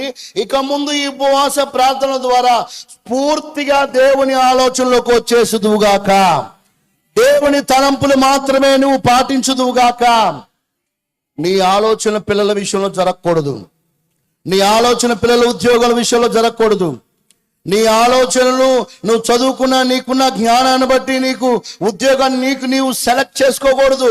ప్రభు దగ్గరకు వచ్చి ప్రభు పాదాల దగ్గర పట్టుకుని నీకు నేను సమర్పించుకుంటున్నాను, నేను చదువుకున్న చదివేది ఈ చదువుకు తగ్గ ఉద్యోగం నువ్వు దయచేయి, నీ చిత్తానుసారమైనది ఇవ్వు అని నువ్వు కోరుకుంటే ఆదివారాలు సెలవులు కూడా దొరుకుతాయి. హల్లెలూయా. ఆదివారాలు అదే నీకు గనక డబ్బు కోసమో లేకపోతే లగ్జరీ బ్రతుకు కోసమో నువ్వు గనక నీకు ఇష్టమైన జాబ్ నువ్వు చూసుకున్నావు అనుకో, ఆదివారాలు ఎగస్ట్రా జాబ్కు రావాల్సిందే ఉండాల్సిందే అంటారు. పొరపాటున కుదరదు. ఆదివారం అయినా సరే ఆఫీస్కి రావాలి, ఉద్యోగానికి రావాలి అని అంటారు. అప్పుడు దేవుని సన్నిధి ఏమైపోతుంది? దేవుని సన్నిధి లేకుండా, దేవుని కృప లేకుండా మనము ఒక క్షణమైన బ్రతకగలుగుతామా? ఆయన కాపుదల ఒక్కసారిగా కృప దూరం చేశాడనుకో ఏమవుతుంది? ఏమైంది సౌలు బ్రతుకు కృప దూరం చేస్తే? ఆయన ప్రార్థన చేస్తే కళ ద్వారాను, ఉరిమి ద్వారాను, స్వప్నం ద్వారాను, దైవజనుడి ద్వారాను ఏ మాత్రం జవాబు ఆయన దగ్గర రాపోయేలాకే సతమతం అయిపోతున్నాడు. అప్పటి వరకు దేవుని స్వరాన్ని విన్నాడు, అప్పటి వరకు దేవుని నడిపింపులో నడిచాడు, అప్పటి వరకు దేవుడు అతనికి ప్రత్యక్షమై అతనితో స్పష్టంగా మాట్లాడినటువంటి పరిస్థితులు దాఖలాలు చాలా ఉన్నాయి. ఇప్పుడు దేవుడు పలకకపోయేలకే, దేవుడు ఏ విషయం అనేది చెప్పపోయేలకే తన హృదయం అంతా వేదనతో నింపబడి దైవ సేవకుని పిలిచి, సమూయేలు అయ్యా నేను ఇంతగా రోధిస్తున్నా, దేవుడు నాతో మాట్లాడలేదు ఏంటంటే ఆయన ప్రార్థన చేసి అంటాడు, దేవుడే నిన్ను ఎడబాసి పగవాడు కాగా నన్ను అడిగి ప్రయోజనమైంది. దేవుడు ఏమైపోయాడంట? ఎడబాసి మనిషి పగవాడిగా మారితే ఎప్పటికప్పుడు వాడికి ఏదైనా ఇష్టమైనది ఇస్తే ఆ పగంతా పోయి ప్రేమ వచ్చేసింది. ఏమండి, దేవుడు గనక, దేవుడు ప్రేమామయుడు, ఎంతవరకు క్షమిస్తాడంటే ఆయన ఎంత ప్రేమ కలిగినోడు అంటే చివరిగా ఆకాశం అంటే పరమును విడిచి భూమికి దిగి వచ్చి నీ కొరకు దెబ్బలు తిని రక్తం కార్చి ప్రాణం పట్టేంత ప్రేమ మన పైన యేసయ్యకి ఉంది. మరి అంత ప్రేమ కలిగినోడు మరి ఎందుకు కృపదేవరం చేశాడు? ఎందుకు మాట్లాడలేదంటే చెప్పిన మాట వినకపోవటం ద్వారానే. హల్లెలూయా. దేవుని చిత్తం ఏమిటో చేయకపోవటం ద్వారానే, దేవుని దర్శనాన్ని అనుసరించి నడుచుకోకపోవటం ద్వారానే. ఈరోజు నీ ఆలోచనలు పక్కన పెట్టేసి దేవుని చిత్తం, దేవుని ప్రణాళిక ఏమిటో అది తెలుసుకొని దానిలో నడవటానికి ఇష్టపడు. ప్రభు నిన్నప్పుడు దీవిస్తాడు. గట్టిగా ఒకసారి స్తోత్రం చెప్దామా? ప్రభు నన్ను కృపతో నింపండి అయ్యా, నింపండి అయ్యా, నింపండి అయ్యా, నింపండి అయ్యా అంటే సరిపోదు, ఆయన చేతిలోనికి నువ్వు రావాలి అంతే. హల్లెలూయా. లాక్డౌన్ అయిపోయిన తర్వాత 2021లో మందిరాలు తెరిచారు కదా. తెరిచినప్పుడు దైవ సేవకుడు కళ్ళంతా ఎక్కడుంటుంది చెప్పాలా? విశ్వాసుల కోసం ఎదురు చూస్తూ గడపకెళ్ళే చూస్తారు. గడపకెళ్ళి చూస్తా ఉంటే ఒక యవనస్తుడు వచ్చాడు. ప్రభువా నీకు స్తోత్రమయ్యా, ఒక యవనస్తుడు నడిపించావు, గొప్ప దేవుడు అయ్యా, ఇన్ని దినాలు మందిరం తెరవబడిన వెంటనే యవనస్తునే ఇచ్చావు ప్రభా, నీకు స్తోత్రం అనుకొని యవనస్తుడికి వెళ్ళి చూస్తే వాడు వచ్చి నీళ్ళు మోకాలు వేసుకుని, ప్రభువా అయ్యా నాకు కృప కావాలయ్యా అని ఏడుతున్నకి పాస్టర్ గుండె కరిగిపోయా, వాడికి కృప ఇవ్వండి అయ్యా, మెండని నీ అభిషేకం వాడి మీద కుమ్మరించండి అయ్యా అని ఈయన కూడా ఏడ్చి ప్రార్థన చేశాడు. ప్రార్థన చేసిన తర్వాత మరలా నెక్స్ట్ ఆదివారం కోసం వాడి కోసం ఎదురు చూస్తున్నాడు. చూస్తే వాడు రావట్లా. చూసి దగ్గర 2 నెలలు 3 నెలలు దాటిపోయింది. దాటిపోయిన తర్వాత ఒకరోజు కూరగాయలు కొనుక్కుందామని మార్కెట్కి పోతే ఆ మార్కెట్లో కనపడ్డాడు. వీడు కనపడితే రే మొన్న మరి మందిరం ఓపెనింగ్ చేయటం ముందు అడుగు పెట్టింది నువ్వే, ప్రార్థన చేసింది నువ్వే, మరలా నువ్వేంటారు మందిరానికి రావట్లేదని అంటే, ఇంకెందుకు రావాలంటే, అదేందిరా అట్లా అంటే కృపకు పెళ్ళి అయిపోయిందిగా అన్నాడు. ఎవరికి పెళ్ళి అయిపోయిందంట? వాడు అడిగిన కృప ఏంది? మా ఇంటి పక్కన అమ్మాయి కృప అని, అమ్మాయి కోసం వేసా, దేవుని కృప అనుకున్నావు నువ్వా? పాస్టర్ గారు ఊరికే పాస్టర్ గారు వాడెవడో చెప్పాడు నాకు మందిరానికి వచ్చి నువ్వు ప్రభుని ఏది అడిగినా అది నీకు అనుగ్రహిస్తాడు రబ్బాయి అంటే, మా ఇంటి పక్కనే ఉందిరా మందిరం, అట్టయితే మందిరానికి వెళ్ళి నువ్వు అడుగు, నువ్వు ప్రేమించిన అమ్మాయి ఖచ్చితంగా దేవునికి ఇచ్చేస్తాడు అనగానే వాడు వచ్చి బాబా గొప్ప కావాలయ్యా అని అంటే, అబ్బో పాస్టర్ గారు పరవశించిపోయి ఆయన కూడా ప్రార్థన చేసి, వారిద్దరు మరొక కూడా మీ ఇంటి పక్కన కృప కోసం ప్రార్థన చేసావా నువ్వు? నేను ఇంకా దేవుని కృప కోసం ప్రార్థన చేశాను అనుకున్నావు. ఇలాంటి ఏమండి దుష్ట ఆలోచన తలంపులు యేసు నామములో దూరం అవును గాక. ఏమండి నీకు ఇష్టమైనది నువ్వు అడగకూడదు, దేవుని చిత్తమైనది నువ్వు అడగాల. హల్లెలూయా. నేను అడిగేది అసలు దేవుని చిత్తంలో ఉందా లేదా అని నువ్వు అది కనుక్కోవాలా. గట్టిగా ఒకసారి స్తోత్రం చెప్పు. నువ్వు దేవుని చేతిలోకి వస్తే, ఇప్పుడు కుమ్మరి చేతిలోకి మట్టి వస్తే దానికి ఒక రూపం వచ్చింది, అవునా కదా? ఇప్పుడు నువ్వు దేవుని చేతిలోకి వచ్చావనుకో, ఆ బాణాన్ని ఏం చేస్తాడంటే రోజు కూడా ఆ అంబుల పొదిలో పెట్టి ఏమండి ఎప్పటికప్పుడు దానికి ఏమండి కృప అనేటువంటి దాన్ని పొదిగిస్తా ఉంటాడు. హల్లెలూయా. ఎప్పుడైతే ఆ కృపలో నువ్వు ఉంటావో, ప్రతి దినం కూడా ఆయన కృప వెంబడి కృప, కృప వెంబడి కృప, కృప వెంబడి కృప నింపుతాడు. ఒక్కసారిగా శత్రువు వచ్చి నీ ఎదుట నిలబడ్డాడు అనుకో, ఆయన ఒక్కసారిగా ఆ విల్లును లాగి వదిలితే ఏమైపోతుంది? శత్రువు ఒక గుండెను చీల్చుకొని వెళ్తుంది. హల్లెలూయా. అలాంటి పవర్ఫుల్ గా నువ్వు మారాలా? అయ్యా ప్రార్థన చేయి, తట్టుకోలేకపోతున్నా, అలా కాదు. గుండెలు నొప్పి, ఏసునామములో పో అని నువ్వే దానితో పోరాడేటువంటి అభిషేకంలోకి నువ్వు వచ్చేయాలి. హల్లెలూయా. ఏమండి, సమస్యకి ఎదురుగా నిలబడగలిగిన దమ్ము ధైర్యం నీకు వచ్చేసేయాలి. ఎప్పుడు వచ్చిందండి? దేవుని చేతిలోకి వస్తేనే వచ్చింది. హల్లెలూయా. దైవ సేవకు నడిపింపులోకి వస్తే వచ్చింది. ఏమంటారు పాస్టర్ గారు, ఈరోజు మా ఇంట్లో కూటం పెట్టండి సాయంత్రం. నీ ఇష్టం కాదు, ముందు పాస్టర్ గారికి ఫోన్ చేసి, పాస్టర్ గారు మా ఇంట్లో ఈ కార్యక్రమం ఉంది, మీకు ఎప్పుడు డేట్ ఖాళీ ఉంది అప్పుడు చెప్పండి పాస్టర్ గారు అని ముందు దైవ సేవకుని అడిగితే, దైవ సేవకులు తన ప్రార్థనలో పెట్టి ఆ డేట్ నీకు ఇచ్చాడనుకో, అది నీకు ఎట్లా ఉంటుంది చెప్పాలా? సరే, పుట్టినరోజులు పెళ్లి రోజులు అంటే మనం మార్చడానికి లేదనుకోండి, మరి నువ్వు అది ఉందన్నప్పుడు కొద్ది రోజులు ముందే చెప్పాలా. నీకు తోచినప్పుడు, నీకు ఇష్టం వచ్చినప్పుడు పిలిస్తే వచ్చేస్తాడులే మన మాస్టరేగా ఏమైంది అని అనుకుంటే కుదరదు. అది అండి. గట్టిగా ఒకసారి స్తోత్రం చెప్తారా? మరొకసారి సంతోషంగా చెప్తారా? దేవుని చిత్తంలో కొంచెం కష్టాలు ఉంటాయి, కొంచెం ఇబ్బందులు ఉంటాయి, ఏమండి కొంచెం ఇరుకు మార్గంలో నడవాల్సిన పరిస్థితి వస్తుంది. కానీ ఇప్పుడు ఇరుకు మార్గం నడిచినా తుదకు నువ్వు మహాభివృద్ధి పొందుతావు. చప్పలు కొడదామా గట్టిగా? హల్లెలూయా. ఇప్పుడు నువ్వు కొన్ని కష్టాలు నీ ఎదుట ఉన్నా కానీ తుదకు మాత్రం మహాభివృద్ధిని ఖచ్చితంగా చవి చూస్తావు. నిశ్చయముగా ఆయన నిన్ను అంచుల మటుకు నింపి నడిపించునుగాక. ఇంకొక మాటలోకి వెళ్ళిపోయి ముగించుకుందాం అన్న. సమయం 9:30. ఓకే, అయింది. ఇంకా దేవుడు నా కోసం పొడిగించినట్టున్నాడు. ఇంకొక మాట చెప్తాను. సమూయేలు మొదటి గ్రంథం 16వ అధ్యాయం. ఈ మాట చదువుకొని మనం ముగించుకుందాం. మొదటి వాక్యాన్ని ఒకసారి చదవండి.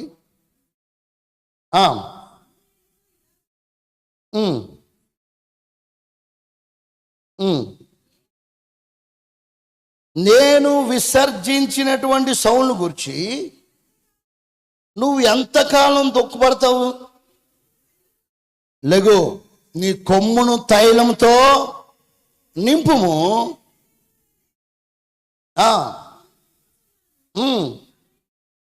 అతని కుమారులో ఒకరిని నేను రాజుగా నియమించును. గట్టిగా ఒకసారి స్తోత్రం అని చెప్దామా? ఇంకా అర్జెంటుగా తలల పైకెత్తి ఈ పాయింట్ కూడా మనం విన్నాం. మనం దేని చేత నింపబడాలి? మొదటిగా అమ్మా, దేని చేత నింపబడాలి? వా అనమాకండి. స్పష్టంగా ఇందాక ఏం చెప్పాను? స్పష్టంగా నోరు తెరిచి మాట్లాడటం నేర్చుకోవాలా.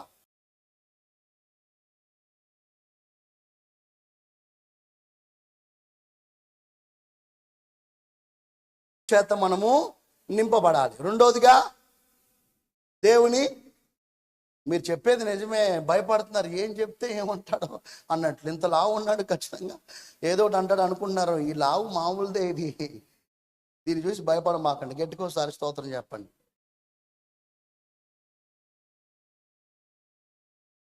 రెండవదిగా మనము కృపచేత నింపబడాలా. ఉపవాస ప్రార్థనలో నువ్వు కోరుకోవాల్సింది ఏంటంటే, వాక్యం చేత నా హృదయం అంతా నింపబడాలయ్యా. చెడ్డ తలంపులు కానీ, చెడ్డ ఆలోచనలు కానీ, ఇక మీదట ఇంత ముందున్నటువంటి ఆ ఆలోచనల ఆ పరిధి మారిపోవాలి. ఇక నుండి వాక్యంతో నేను నింపబడాలి, నీ కృప చేత నింపబడాలని కోరుకోవాలి. మూడవదిగా ఏంటంటే, ఇక్కడ రాయబడిన మాట దేవుడు అంటున్నాడు. దేవుడు ఏమని చెప్తున్నాడు? సమూయేలు, ఇశ్రాయేలు మీద రాజుగా ఉండకుండా నేను విసర్జించినటువంటి ఆ సౌలును గురించి నువ్వు ఎంతకాలం దుఃఖపడతావు? అయ్యా, నేనే ఆయన పక్కన పెట్టాను, నేనే అతన్ని తీసేశాను కదా, కృప దూరం చేసింది నేనే, నువ్వెందుకు బాధపడుతున్నావు అంతగా? లే, కొమ్మును తీసుకొని కొమ్ములో తైలం పోసుకొని బయలుదేరు. హల్లెలూయా. ఇశ్రాయేలును నడిపించుటకు, ఇశ్రాయేలును పరిపాలించుటకు, ఇశ్రాయేలు మీద రాజుగా నియమించబోతున్న ఒక వ్యక్తి ఉన్నాడు, అతని దగ్గరికి వెళ్ళు అని దేవుడు అతన్ని పురికొల్పుతున్నట్లుగా మనం ఇక్కడ చూస్తున్నాం. హల్లెలూయా. చాలా మంది జీవితాల్లో గమనిస్తే ఎలాంటి పరిస్థితులకి వెళ్ళిపోయారనంటే, ఇక నా పరిధికి ఇంతేనేమో, నా ప్రార్థనా జీవితం ఇక ఇంతేనేమో, ఏమండి, ఇక ఇంతకన్నా నేను ముందు వెళ్ళలేనేమో ఏమండి అని చాలా మంది కూడా అంతట్లోనే తృప్తి పడిపోతూ, లేకపోతే అదే స్థాయిలో ఉండిపోతూ దుఃఖపడుతూ, నా కుటుంబ పరిస్థితి ఎందుకు ఇలా అయింది, నా పిల్లలు ఎందుకు ఇలా మారిపోయారు, అదే దుఃఖంలో ఉండిపోతారు. కానీ నేను ఇంకా దేవుని కొరకు రగలాలి, మండాలి, దేవుళ్ళో ఇంకా నేను ముందుకు వెళ్ళిపోవాలి, నేను ఇలా చేశాను కదా. ఒక సహోదరుడు అంటాడు, మంచిగా పరిచయం చేసిన వ్యక్తి, మంచిగా నమ్మకం ఉన్న వ్యక్తి ఏమంటే దేవుని సన్నిధికి దూరం అయిపోయాడు. అంటే తన స్నేహితులతో కలిసి మందు తాగుతూ విశ్వాసులు కనపడ్డాడంట. ఆ కనబడటం నన్ను విశ్వాసులందరూ చూసేశారు. నేను చేసిన తప్పంతా కూడా, అప్పటి వరకు మంచి పేరు నాకు చర్చిలో ఉంది, అయ్యగారు చర్చికి వస్తున్నాడు కానీ బాటిల్ మాత్రం వదిలిపెట్టలా, మందిరం ఊడుతున్నాడు కానీ సిగరెట్ మాత్రం వదిలిపెట్టలా, ఏమండి, మందిరంలో ఉన్నటువంటి ఆహారాన్ని తింటున్నాడు కానీ పాన్ పరాకు మాత్రం నవ్వటం మాత్రం చాలా రోజులు కప్పెట్టాడు. ఒక రోజు దొరికిపోయాడు ఏమండి. ఇక అప్పటి నుండి మందిరానికి దూరం అయిపోయాడు. మంచి పేరుంది నాకు, అందరూ మంచిగా నన్ను మంచివాడు అనుకున్నారండి. నా మనసు అయితే మంచిది, కానీ నాకున్న అలవాట్లేమో నేను మర్చిపోలేకపోతున్నాను. తద్వారా నేను విశ్వాసం కనపడిపోయాను. ఇక నేనేం ముఖం పెట్టుకుని చర్చిలోకి రాలా. నేను అన్నాను, అన్నా, మనిషి అన్న తర్వాత పొరపాట్లు జరుగుతాయి, మనుషులు అన్న తర్వాత పొరపాట్లు జరుగుతున్నాయి. ఆ పొరపాటును ఏమండి ఒప్పుకొని విడిచిపెట్టి ప్రభు దగ్గరకు రావటం అనేది గొప్ప విషయము. హల్లెలూయా. సంసోను ఉన్నాడండి, ప్రతిష్ఠితుడు, స్త్రీ వ్యామోహంలో పడిపోయాడు, అభిషేకాన్ని కోల్పోయాడు, బలాన్ని కోల్పోయాడు, కళ్ళు పొడవబడిని, ప్రత్యక్షతను కోల్పోయిన స్థితిలో ఇక అయిపోయిందిలే నా జీవితం, ఇంకేముంది, శత్రువు దొరికేశాను, అవమానంగా మాట్లాడేశారు, నా కళ్ళు కూడా లేవు, ఇప్పుడు నేను జుట్టిట్టంటే ఆ బలం కూడా నా దగ్గరికి రావడానికి వీలేదు, కళ్ళు లేనోడిని, బలహీనమైపోయిన వాడిని, దర్శనాన్ని కోల్పోయిన వాడికి నేనేం చేస్తాను అని అంతటితో వదిలిపెట్టలేదు. ప్రభువా, ఇదొక్క మారు మాత్రం నన్ను జ్ఞాపకం చేసుకోయా అంటాడు. ఆ మాట నేను చదివినప్పుడు నా హృదయాన్ని కవిలించేసిద్దండి ఆ మాట. హల్లెలూయా. ఆ మనసు మనందరికీ యేసు నామములో చేయునుగాక.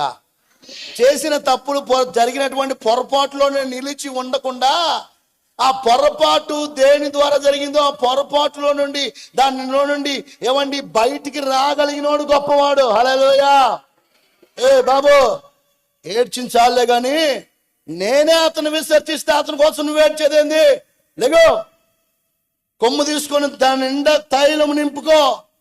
ఈరోజు ఏమండి, తైలము, కొమ్ము అనగా అభిషేకానికి సాదృశ్యంగా కనబడుతుంది. హల్లెలూయా. ఈరోజు మనం అందరం దేని చేత నింపబడాలా? అభిషేకం చేత నింపబడుదుముగాక. ఈ ఉపవాస ప్రార్థనలో రోదన ధ్వని చేయండి. ప్రభువా, నీ ఆత్మ నడిపింపు నాకు ఇవ్వండి అయ్యా, అన్య భాషల వరము చేత నన్ను నింపండి అయ్యా. అప్పటి వరకు యేసు ప్రభుకు సిలువ వేస్తే వెంబడించడానికి ఇష్టపడలేదు, దూరం ఉన్నారు. మరణాన్ని చూసి, దెబ్బలను చూసి, కారుతున్న రక్తాన్ని చూసి ఈ పరిస్థితి మనకు కూడా సంభవిస్తున్న అప్పటి వరకు దేవునికి దూరంగా వెంబడించిన వాళ్ళు, దేవుడు చనిపోయి తిరిగి లేచి పునరుద్ధానుడైన తర్వాత వాళ్ళు తిరిగి రెన్యువల్ చేయబడటం కోసం ఎలాంటి మేడగదిలోకి వచ్చి 120 మంది ఏక మనస్సుతో ఎడతెగక రోదన ధ్వని చేశారు. హల్లెలూయా. ఏం చేయాలి? ఎక్కడ వచ్చి ఒక విజ్ఞాపన చెప్పారనుకో,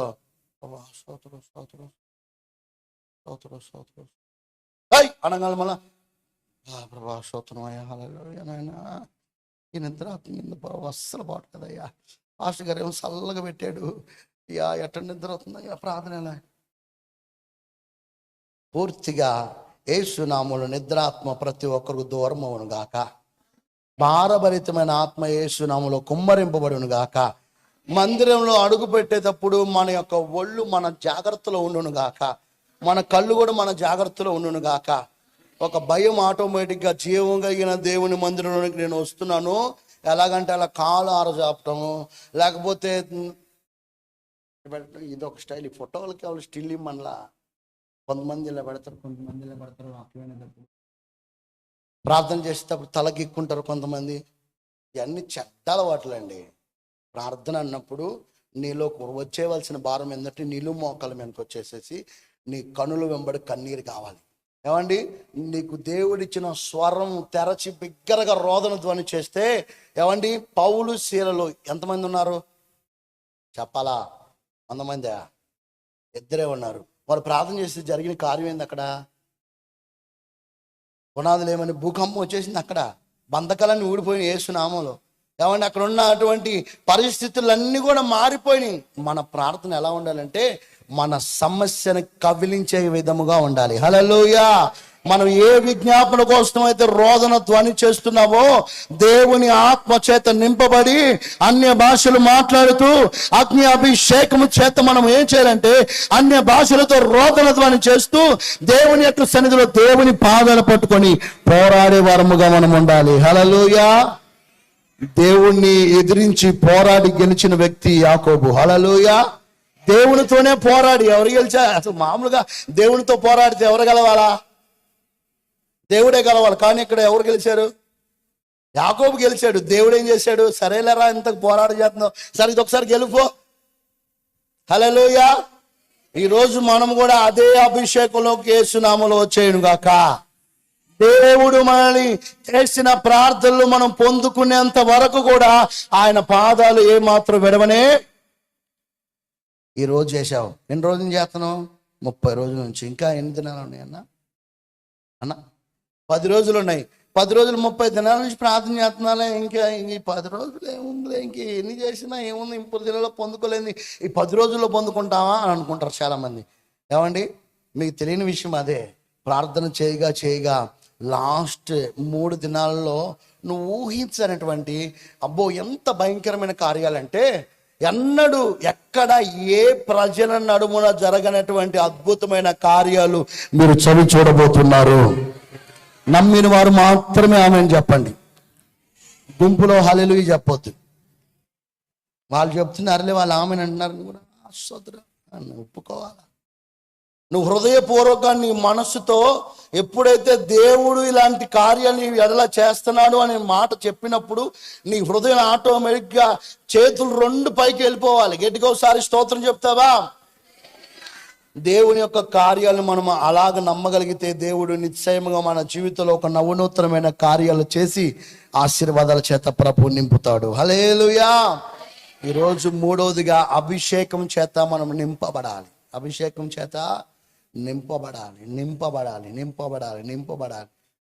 నింపబడాలి. దేవుని అన్య భాషల చేత నువ్వు రోదన ధ్వని చేయాలి. హల్లెలూయా. మోకరేస్తే ఆటోమేటిక్గా నీలో అన్య భాషలు వచ్చేసేయాలి. హల్లెలూయా. నాకు తెలిసిన స్టూడియో ఒక విశ్వాసం ఉన్నాడు. నేను మైలవరం సేవ చేసేటప్పుడు నేను ఒక్కనే, అంటే కొత్తగా సేవ పంపించారు. ఇలాంటి ఒక రూమ్ అద్దెకి తీసుకుని దీంట్లో సగభాగం ఉండిద్ది. 3000 అద్దె కడుతూ వెళ్ళి ప్రార్థన, నాతో పాటు 2 బెదర్లను ఇచ్చారు. అప్పుడు నేను సేవ చేస్తున్నటువంటి ఆ సమయంలో ఇక ఎవరు లేరు. నేను అలా ప్రార్థన చేసుకుంటూ 2 బెదర్లు ఎదురుగుతూ పెట్టి వాళ్ళకి వాకింగ్ చెప్పడం, ఆదివారం అలా కొనసాగిస్తూ ఉండగా ఒకరోజు ఇలాగనే ఏమంటే బైబిల్ పట్టుకుని నాతో పాటు 2 బెదర్లను తీసుకొని వెళ్తుండగా ఒక స్టూడియో వ్యక్తి దేవుని కొరకు పట్టబడ్డాడు. హల్లెలూయా. పట్టబడ్డాడు. ఆయన దేవుని మందిరానికి రావడం జరిగింది. వచ్చిన తర్వాత 6 నెలలు అండి ఆయన పూర్తిగా దేవునికి సమర్పించేసుకున్నాడు. దేవుని శక్తి చేత నింపబడ్డాడు. అన్ని విషయాల్లో సపోర్ట్గా అతను నిలబడ్డాడు. హల్లెలూయా. ఒకరోజు నేను అక్కడి నుంచి ట్రాన్స్ఫర్ అయిపోయిన తర్వాత వేరే సేవకుడు వచ్చాడు. వచ్చిన తర్వాత నేను నా పెళ్లి ఫోటోలు ఆయన తీశాడు. పెళ్లి ఫోటోల కోసమని నేను మైలవరం మరలా నేను వెళ్తే ఆయన కంప్యూటర్ ఆపరేట్ చేసి ఫోటో ఎడిటింగ్ చేస్తానని నాతో మాట్లాడుతూనే ఉన్నాడు. ఒక పక్క అన్ని భాషలు మాట్లాడుతూనే ఉన్నాడు. హల్లెలూయా. ఇదిగో దాన్ని ఏమంటారు, ఇలా అంటారు చూడు, మౌస్ ఉండేది కదా, ఆ మౌస్ని ఇలా అంటానే ఉన్నాడు, దేవుని అభిషేకం చేత నింపబడుతున్నాడు. అంటే దేవునితో అంతగా లీలమైపోతున్నాడు. హల్లెలూయా. ఈరోజు మనం ఎక్కడున్నా కానీ దేవుని ఆత్మతోనే నడిపింపబడాలి. గట్టిగా ఒకసారి స్తోత్రం చెప్పండి, మరొకసారి సంతోషం చెబుదామా? హల్లెలూయా. నిశ్చయముగా దేవుని ఆత్మ మనందరి మీద కుమ్మరించునుగాక. నాడగదిలో వాళ్ళు ప్రార్థిస్తున్నాడు, ఎడతెగక ఏక మనసుతో అరుపులు కేకలు వేస్తూ దేవుని స్తుతిస్తూ ఉండగానే, ఆయన నామాన్ని కనపరుస్తూ ఉండగానే, రోదన ధ్వని చేస్తూ ఉండగానే గాలి వంటి ఒక ధ్వని వచ్చింది. ఒక్కొక్కరి మీదకి అగ్ని వ్రాలగా విభాగింపబడిన నాలుకలతో అన్య భాషలు మాట్లాడసాగిరి. హల్లెలూయా, హల్లెలూయా. ఎప్పుడైతే అగ్ని వారి మీద కురిసిందో వెంటనే అన్య భాషల చేత వాళ్ళు మాట్లాడటం ప్రారంభించారు, శక్తి చేత నింపబడ్డారు. అప్పుడు వరకు యేసు ప్రభు ఎవరో తెలియదు అన్నాడు. అప్పటి వరకు దూరంగా వెంబడించారు. ఒరే బాబు, ఆ రక్తం కారే దెబ్బలు మనమే ఆడి తింటాము, ఆ సిలువ మనం ఎక్కడ, మరణాన్ని మనం ఎక్కడ పొందుతాం, మనకు అసలు వద్దని దూరం వెంబడించి ఏమండి తిరిగి మరలా స్థితికి వెళ్ళిపోతే, ఎప్పుడైతే మరలా వచ్చి దేవుని ఆత్మ చేత నింపబడ్డారో వెంటనే వాళ్ళ మాట మారిపోతుంది. వాళ్ళు నిలబడితే వాళ్ళ వాక్కు మారిపోతుంది. వాళ్ళు ప్రార్థన చేస్తే ప్రార్థన కార్యాలు జరుగుతున్నాయి. వారు నడిచి వెళ్తే శవాలు లెగుస్తున్నాయి. చనిపోయిన వారు లేపబడుతున్నారు. వాళ్ళు ఎవరైనా దగ్గరకు వెళ్ళి ఒక మాట సెలవిస్తే కుంటోళ్ళు లెగుస్తున్నారు. దేవుని ఆత్మ నీలో ఉంటే, దేవుని అభిషేకం నీలో ఉంటే దురాత్మలు నీకు దూరం అయిపోతాయి. హల్లెలూయా. చీకటి శక్తుల పైన నీకు అధికారం ఆటోమేటిక్గా వచ్చేసింది. హల్లెలూయా. కనుక మనకి దేని చేత నింపబడాలండి? దేవుని అభిషేకం చేత నింపబడాలి. దేవుడు ఏదైతే చెప్పారో వాళ్ళు వెళ్ళిపోయి నీళ్ళు తీసుకొని అంచుల మట్టుకు ఆ బాణలు నింపారు. మాట వినటం శ్రేష్టమని ప్రభువు లేఖనాలు తెలియజేస్తున్నాయి. ఆ నీళ్ళని బాణ నిండా నీళ్లు అంచులు మటుకు నింపమన్నారు. వాళ్ళు ఏం చేశారంటే దేవుడు ఏదైతే చెప్పాడో వాళ్ళు కూడా అంచులు మటుకు నింపారు. దేవుని మాట ప్రకారంగా చేశారు కనుకే ఆ ద్రాక్షరసం రుచికరంగా మారింది. హల్లెలూయా. ఈరోజు చెప్పబడినటువంటి ఈ 3 మాటల ప్రకారంగా నీవు కూడా చేయబడితే దేవుడు కూడా నిన్ను అంచుల మటుకు నింపి రుచికరముగా ప్రభు నిన్ను మారుస్తాడు. హల్లెలూయా. దేవునికి రుచికరంగా నీవు వచ్చేయాలంటే, రుచికరంగా నీవు మారాలంటే, ఆయన నిన్ను ఇష్టపడాలంటే, ఆయన నిన్ను ప్రేమించాలి అంటే, ఆయన నువ్వు కన్నీళ్ళు విడిస్తే నీ దగ్గరికి ఆయన వచ్చేయాలంటే, నువ్వు భయపడుతున్న సమయంలో వెన్ను తట్టి నేనున్నాను పదా అని ఆయన చెప్పాలంటే నువ్వేం చేయాలయ్యా అంటే, దేవుడు ఏదైతే చెప్పాడో దాని ప్రకారంగా నువ్వు చేయగలిగితే ఖచ్చితంగా దేవాతి దేవుడు ఏమండి రుచికరముగా ఇష్టపూర్వకంగా నువ్వు మారిపోతావు. ప్రతి క్షణంలో ఆయన నీతోనే ఉంటాడు. హల్లెలూయా. దావీదు అంటాడు, ఏంటి ప్రభా, గాఢాంధకరపు లోయలోకి వెళ్ళినా అక్కడ నువ్వు ఉన్నావు, సముద్రపు అగాధంలోకి వెళ్ళినా కానీ సింహం అంటే భయం లేదా? ఈ చీకటి గృహలోకి వచ్చావేంది? నువ్వు నాకుండగా ఇంకేందాయా? ఆ చీకటి నన్ను ఏం చేసిద్ది, ఆ సింహం నన్ను ఏం చేసిద్ది? చూసారా ఎంత గొప్ప మాటలో. హడావిడిగా బైబిల్ చదవకుండా కొంచెం ఆ మాటలు మనం ధ్యానం చేస్తూ చదివితే ఎట్లా ఉంటాయి అంటే అసలుకి మన కళ్ళ మట్టి నీళ్ళు ఆటోమేటిక్ అసలుకి ఆ మాట చదువుతున్నప్పుడు ఎంత విశ్వాసం కలిగి ఉన్నారు. అది విశ్వాసం మనం వెనక వచ్చేయాలని అప్పటికప్పుడే ప్రభువుని కోరుకోవాలి. హల్లెలూయా, హల్లెలూయా, హల్లెలూయా. కనుక మనం దేని చేత నింపబడాలంట? ఏమండి? రెండోది, మూడోది, ఈ 3 కలిగి మనం జీవించగలిగితే నిశ్చయముగా ఈ ఉపవాస ప్రార్థన ముగింపు అనంతరం గొప్ప కార్యాన్ని మీ జీవితంలో అంచుల మడుకు నింపబడే ఆశీర్వాదం చేత ప్రభు మిమ్మల్ని నింపి నడిపించుకునుగాక. ఈ వాక్యం మన వినికిల్లో దీవించి ఆశీర్వదించునుగాక. అందరూ మోకరించి ప్రభు సన్నిధిలో ప్రార్థన చేసుకుందాం. అందరూ కూడా మోకరించి నిలువు మోకాలేసి నిలువు మోకాలు వేసి అందరం కూడా 2 కళ్ళు మూసుకొని మీ ఆలోచనలు తలంపులు పక్కన పెట్టి ఒక్కసారి నీ మనసు యేసయ్యతో కలుపు. నీ తలంపులు పక్కన పెట్టేసి, నీ ఆలోచనలు పక్కన పెట్టేసి యేసయ్యతో నీ మనసు కలిపి దేని చేత నింపబడుతున్నావో పరిశీలన చేసుకో. మొట్టమొదటిగా వ్యర్థమైనది నీ హృదయంలోనికి చోటిస్తున్నావా? ఏది నిన్ను ఏలుతుందో ఒకసారి నువ్వు పరిశీలన చేసుకో.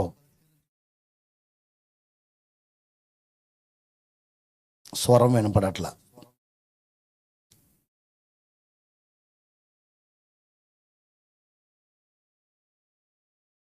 నోట్లో గొనుగేది చేతబడి చేసేవాడు. చేతబడి చేసేవాళ్ళం కాదుగా. స్వరమెత్తి రోదన ధ్వని చేద్దాం. పౌలు శీలలు రోదన ధ్వని చేస్తూ ఉండగానే గొప్ప కార్యాలు చూసాం. ఒక్కసారి నిన్ను నువ్వే పరిశీలన చేసుకొని ప్రభువుకు అప్పగించుకొని ప్రార్థన చేసుకుందాం. అయ్యా అయ్యా అయ్యా అయ్యా అయ్యా అని పిలువు. దేవా యేసయ్యా, నా కోసమే ఉపవాస ప్రార్థనలు ఏర్పాటు చేసావయ్యా. నా క్షేమం కోసమే ఏర్పాటు చేసావయ్యా. ఎంత మంచి దేవుడు అయ్యా. వ్యర్థమైన దాని చేత నేను నింపబడకూడదని, వ్యర్థమైన చేత నింపబడి నరకాగ్ని గుండానికి వెళ్ళకూడదని నన్ను ఎంత ప్రేమించి నా కొరకు ఉపవాస ప్రార్థనలు ఏర్పాటు చేసావయ్యా. ఎంత గొప్ప దేవుడు అయ్యా, ఎంత మంచి దేవుడు అయ్యా. అయ్యా అయ్యా,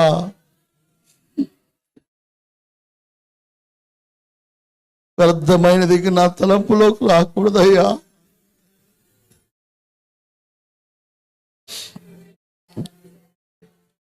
ఇప్పటి వరకు వ్యర్థమైనటువంటి మాటలతో నా హృదయాన్ని నింపుకున్నానయ్యా. వ్యర్థమైనటువంటి ప్రభువా సీరియల్ సినిమాలతో, లోక సంబంధమైనటువంటి కామెడీ షోలతో నా హృదయాన్ని నింపుకున్నానయ్యా. దోపుడు సొమ్ముతో నా హృదయాన్ని నింపుకుని ఉన్నానేమోనయ్యా. నీకన్నా ఎక్కువగా నేను ప్రభువా లోకమునికి ప్రాధాన్యత ఇస్తూ వచ్చానయ్యా. వ్యర్థమైనటువంటి పొట్టు చేత నా కడుపును నింపుకున్నానయ్యా. ఎందుకు పనికిరానటువంటి విషయాలతో నా కడుపు నింపుకుంటూ వచ్చానయ్యా. ఇంత ప్రేమ కలిగిన దేవుడు అయ్యా, ఎంత జాలి కలిగిన దేవుడు అయ్యా, నన్ను మర్చిపోని దేవుడిగా, విడువని దేవుడిగా నా కోసమే ఏర్పాటు చేసినటువంటి ఉపవాస ప్రార్థనలు బట్టి స్తోత్రాలయ్యా. ఈ ఉపవాస ప్రార్థన అనంతరమే పూర్తిగా సంపూర్ణంగా నీకు సమర్పింపబడాలి నాయన. నీ చిత్తంలోనికి వచ్చేయాలి నాయన. నీ వాక్యం చేతనే నింపబడాలి నాయన. నా అణువణువు ఎక్కడ నీకు ఆయాసకరమైనది ఉండకూడదు నాయన. నీ వాక్యంతోనే నింపబడాలి నాయన. నా నోట దేవుని మాటలు ఉండాలి నాయన. ప్రభుతో చెప్పు నీ కృప చేత నేను నింపబడాలి నాయన. నీ చేతిలోకి వచ్చేస్తానయ్యా, నేను సమర్పించుకుంటానయ్యా. నాకు తోచిన విధంగా నేను చేస్తూ వచ్చానయ్యా.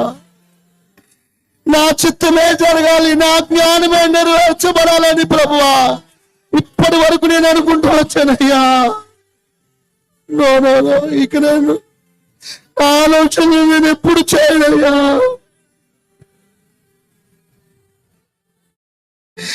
చిత్తానికి అప్పగించుకుంటానయ్యా. ఈ ప్రాణానికి ఏమిటో, ఈ ఉద్దేశం ఏమిటో నాకు తెలియచేయండి నాయన.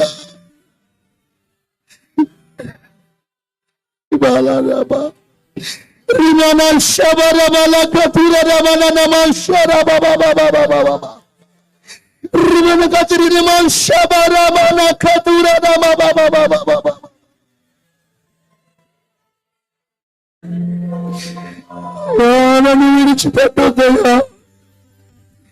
ఈ కృపను నన్ను దూరం చేయందయ్యా. కృప బ్రతుకలేదయ్యా. కృప లేకపోతే బ్రతుకలేదయ్యా, కృప లేకపోతే బ్రతుకలేదయ్యా. నా తప్పులు క్షమించయ్యా, నా అపరాధాలు క్షమించయ్యా, నా సొంత చిత్తం నెరవేర్చుకున్నాను క్షమించయ్యా.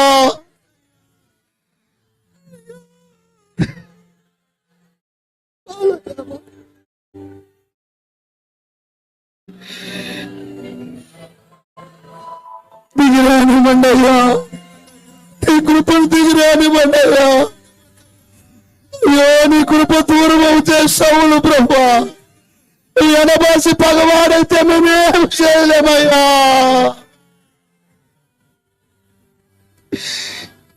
మమ్మల్ని విడిచిపెడితే మేము ఎక్కడికి వెళ్ళాలయ్యా, మేము ఏం చేయగలుగుతాం అయ్యా.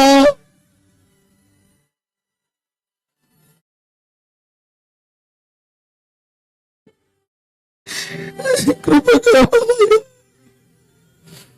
పర సంబంధమైన నీ కృప చేత నడిపింపబడాలయ్యా.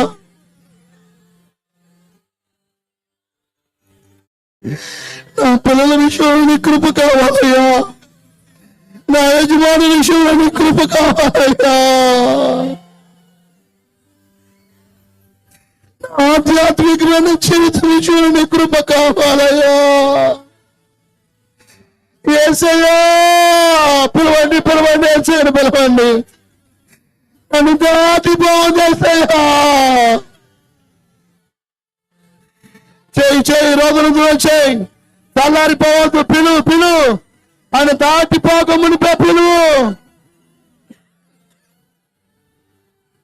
ఓ బాబా బాబా రాబా రిమాన నమ శకర బరబ తురర రమంద్రి బలర బాబా బాబా బాబా. నీ అభిషేకం కావాలయ్యా. ఆత్మ లేని వాడు నా వాడు కాదంటున్నావయ్యా. ఆత్మ నాకు ఇవ్వండియా, ఆత్మ నాకు ఇవ్వండియా. నీకు నేను స్థలం ఇస్తానయ్యా. నా హృదయ పవిత్రత తీసివేయి నాయనా. పరిశుద్ధాత్మదేవుడా, దిగిరండి దిగిరండి దిగిరండయ్యా, దిగిరండయ్యా, నందించండి అయ్యా.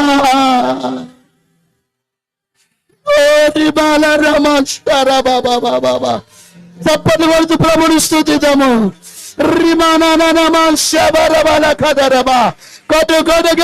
దేవుని స్తుతిద్దు. దేవుని శక్తి బలముగా దిగిరాబోతున్న సమయం, ఒక్కొక్కరి మీద రాబోతున్న సమయం. అదిగో అదిగో దేవుని యొక్క స్వరం, దేవుని యొక్క మహిమ ఒక్కొక్కరిని ఆవరించబోతుంది, ఒక్కొక్కరిని ఆవరించబోతుంది. అయ్యా, దిగిరండి నాయన, దిగిరండి నాయన, దిగిరండి నాయన, దిగిరండి నాయన, దిగిరండి నాయన. ఆది అపోస్తులను అభిషేకించిన వాడా, వాక్శక్తినిచ్చిన వాడా, అభిషేకించు.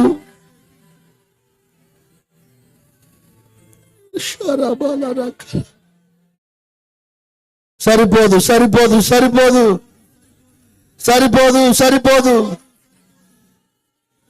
సరిపోదు. ఇంకా రోదన ధ్వని చేయాలి, ఇంకా కేకలు వేయాలి. అడుగు అడుగు ప్రభువుని అడుగు. సొమ్మసిల్లిపోవద్దు, ఆలసిపోవద్దు. ఓ ఓ thank you lord, thank you lord, thank you lord. చేయి రోదన ధ్వని చేయి. ఇది సరిపోదు, ఇంకా ఇంకా ఇంకా పిక్కరగా పిలువు. నన్ను దాటిపోవద్దు. స్తుతి స్తుతి స్తుతి స్తుతి స్తుతి స్తుతి స్తుతి. ఓ రిబాల రామ, రిబాల రామ, షరా బాబా బాబా బాబా. దాటిపోవద్దయ్యా, దాటిపోవద్దయ్యా, దాటిపోవద్దయ్యా, దాటిపోవద్దయ్యా, దాటిపోవద్దయ్యా. ఈ ఆత్మను, ఈ ఆత్మను ఆత్మని అడుగుతున్నాడయ్యా, నీ అభిషేకాన్ని అడుగుతున్నాడయ్యా. అయ్యా, యాకోబు వలె పోరాడు, నన్ను దాటిపోవద్దయ్యా. నువ్వు అభిషేకిస్తే నేను విడిచిపెడతానయ్యా. నన్ను అభిషేకించు. ఎవరొస్తున్నా ప్రభువుని అడుగు, అభిషేకం కొరకు అడుగు, ప్రత్యేకమైన కృప కొరకు అడుగు. వాక్యం చేత నింపబడు, కృప చేత నింపబడు, ఆత్మ చేత నింపబడు. తల్లి, చెల్లి, సహోదరుడా, అడుగు ప్రభువుని అడుగు. రుచికరంగా నన్ను మార్చుకోయా. నన్ను చూసినప్పుడు ప్రభా నేను నీకు ఇష్టత కలిగి ఉన్న వ్యక్తిగా ఉండాలయ్యా. అన్ని వేలాది మంది ప్రజల్లో నోవహు ఒక్కడే నీతిమంతుడిగా కనపడ్డాడు, యథార్థవంతుడిగా కనపడ్డాడు. ఈ తరంలో నేను నీకు ప్రభా ఇష్టపూర్వకంగా ఉండాలయ్యా. నా తరములో నేను ఇష్టపూర్వకంగా ఉండాలయ్యా చెప్పు ప్రభుతో. ఈ తరంలో నేను నీతిమంతుడిగా ఉండాలయ్యా. ఈ తరంలో నేను నీతిమంతురాలుగా ఉండాలయ్యా. ఈ తరంలో నేను నీకు రుచికరంగా మారాలయ్యా. నన్ను చూసినప్పుడు నన్ను చూసి నువ్వు సంతోషించాలయ్యా. ఇష్టత కలగాలయ్యా నా మీద నీకు. నాకు మార్చేయ్యా, నీకు సమర్పించుకుంటానయ్యా. నీ చేతిలోకి వచ్చేస్తున్నానేసయ్యా. నన్ను పొదులు పెట్టయ్యా.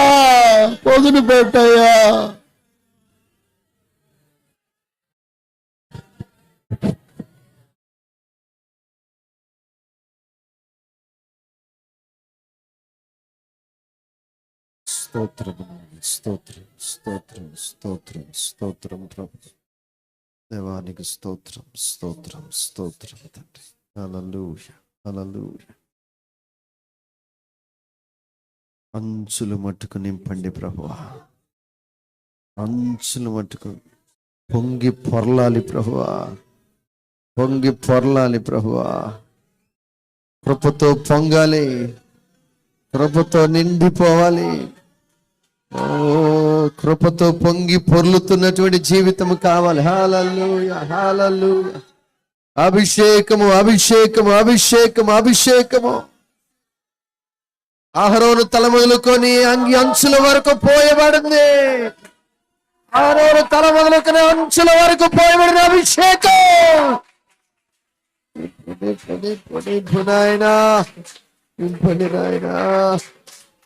నింపండి నాయనా. నీ ఆత్మ లేకుండా మేము నడవలేము ప్రభువా. నీ ఆత్మ నడిపించకుండా మాకు బలము లేదు ప్రభువా. తండ్రి, నా ఆత్మ లేనివాడు నావాడు కాదు అన్నావు నువ్వు. ఆ ఆత్మను మాకివ్వండి, ఆత్మతో నింపండి, ఆత్మతో బలపరచండి, ఆత్మతో ఉజ్జీవపరచండి. పరిశుద్ధాత్మ చేత ప్రతి బిడ్డ నింపబడును గాక. ఆత్మ నడిపించేటువంటి అనుభవంలోకి సంఘము వర్ధిల్లును గాక. తండ్రి, నీ దాసు నిలబెట్టి మాతో సంఘముతో మాట్లాడిన ప్రతి మాటను బట్టి స్తోత్రాలు తండ్రి. నింపబడే అనుభవం ఉండాలి ప్రభువా. నింపబడిన అనుభవం ఉండాలి ప్రభువా. లోక వార్తలతో కాదు నాయన, వ్యర్థమైన వాటితో కాదు ప్రభువా. వాక్యముతో నింపబడాలి, కృపతో నింపబడాలి, ఆత్మతో నింపబడాలి. శక్తి చేతను బలము చేతను కాదు, నా ఆత్మ ద్వారా ఇది జరిగిద్ది అన్నావు కదా ప్రభువా. ఆత్మ ప్రతి బిడ్డ మీదకి వాలును గాక. అసాధ్యాలన్నీ సాధ్యపరిచే ఆత్మ, మమ్మల్ని నడిపించే ఆత్మ, పేతురు జీవితాన్ని మార్చిన ఆత్మ, పేతురుని అభిషేకించిన ఆత్మ నీడకే విలువనిచ్చింది. ఆ నీడ పడుతుంటే దయ్యాల రోగాలు పారిపోతున్నాయి. తండ్రి, నాకు కలిగిందే ఇస్తానన్నాడు ప్రభువా. తనకు దాన ధాన్యాలు వెండి బంగారాలు లేవు, కానీ పెంతెకోస్తు దినమందు తన బ్రతుకును మార్చిన ఆత్మ, తనలో ఉన్నటువంటి ఆత్మ, తనలో ఉన్న దేవుణ్ణి ఎందుకు పనికి రాకుండా పడిపోయిన వాడిని లేపింది కదా నాయన. మా వైపు ఎందుకు చూస్తున్నారు మీరు? ఇది మా భక్తి వల్ల కలిగింది కాదు, ఇది నా ఆత్మీయత వల్ల కలిగింది కాదు, నా దేవుని వల్ల కలిగిన కార్యం ఇదే. ఇలాంటి కార్యాలు చేయడానికి మేము చాలా నాయనా. నీ ఆత్మే కావాలి ప్రభువా. నీ ఆత్మతో మా సంఘమును అభిషేకిస్తున్నందుకు స్తోత్రం. ఈ 30 రోజు నీ సేవకును మా మధ్యలోకి తీసుకొచ్చి నాయన, ఇదిగో నేను నింపుతున్నాను, అంచుల వరకు నింపుతున్నాను, వాక్యముతో నింపుతున్నాను, కృపతో నింపుతున్నాను, ఆత్మతో నింపుతున్నాను అని చెప్పి నువ్వు విడుదల చేసిన నీ వాక్కుకై నీకు స్తోత్రాలు తండ్రి. ఈ వాక్యాన్ని మాకు ఇచ్చినందుకు నేను స్తుతిస్తూ ఘనపరుస్తున్నానయ్యా. నీ దాసుని ద్వారా, నీ దాసుని యొక్క తండ్రి ఈ సమయాన్ని నీ వాక్కును మోసుకుని వచ్చి మాతో ప్రకటించడానికి వాడుకున్నందుకు స్తోత్రాలు తండ్రి. ఈ వాక్యంలో స్థిరపరిచి అభివృద్ధిపరిచి మహిమ పొందండి తండ్రి. నీ సేవకుని ఇంకా బలముగా వాడుకోమని ప్రార్థిస్తాను, విరివిగా వాడుకోమని ప్రార్థిస్తాను. వారి సేవ జీవితాన్ని ఆస్వాదించండి ప్రభువా. వారి కుటుంబాన్ని ఆస్వాదించండి ప్రభువా. వారి బిడ్డను ఆస్వాదించమని అడుగుతున్నాను. ఉన్నతమైన పరిచర్య చేతులకు అప్పగించమని అడుగుతున్నాను ప్రభువా. ఇంకా గొప్పగా వాడుకోబోతున్నందుకు స్తోత్రాలు నాయ. అంటే ఈరోజు మా మధ్యలో వాడుకున్నందుకు కూడా నీకు స్తోత్రాలు తండ్రి. ఇంతవరకు నాయన నడిపించినటువంటి ఈ 30 రోజు ఉపవాస ప్రార్థన బట్టి నీకు స్తోత్రాలు చెల్లిస్తున్నాను. ఇక జరగబోయే ప్రార్థనలు కూడా ఇంతకంటే ఉన్నతంగా బలంగా జరిగించబోతున్నాం. అందుకు నీకు స్తుతి స్తోత్రాలు చెల్లిస్తూ సమస్త మహిమ ఘనత ప్రభావములు జరుగుతున్నటువంటి ప్రార్థనలు, జరిగించిన ప్రార్థనలు, ఈరోజు మెత్తబడిన వాక్యం చెప్పినటువంటి సేవకుని ద్వారా తండ్రి ఇప్పుడు ఎల్లప్పుడూ సదాకాలం నువ్వే మహిమ ఘనత ప్రభావం పొందుకోమని, సంఘాన్ని ఆస్వాదించి స్థిరపరచమని యేసుక్రీస్తు నామములో ప్రార్థిస్తున్నాము తండ్రి. మన తండ్రి అయిన దేవుని ప్రేమ, మన ప్రభు రక్షకుడైన యేసుక్రీస్తు యొక్క కృప, పరిశుద్ధాత్మ యొక్క అభిషేకము, పరిశుద్ధాత్మ యొక్క సన్నిధి, పరిశుద్ధాత్మ యొక్క బలము, పరిశుద్ధాత్మ యొక్క తోడు, ఈ త్రియేక దేవుని అభిషేకము, త్రియేక దేవుని యొక్క సన్నిధి ఇప్పుడు ఎల్లప్పుడూ ముందున్న దినాలు, జరగబోతున్న దినాలు, వచ్చిన వారికి, కూడిన వారికి, లైవ్లో విన్న వారికి, సంఘంలో విన్న వారికి, పశ్చాత్తాపంతో ప్రార్థన చేసి నువ్వు నాకు కావాలని కోరుకున్న వారికి, సావుకులకి అందరికీ ఇప్పుడు ఎల్లప్పుడూ సదాకాలం తోడై నడిపించి వర్ధిల్లింప చేయునుగాక, అభిషేకించునుగాక, ఆస్వాదించునుగాక. ఆమేన్. అందరికీ వందనాలు.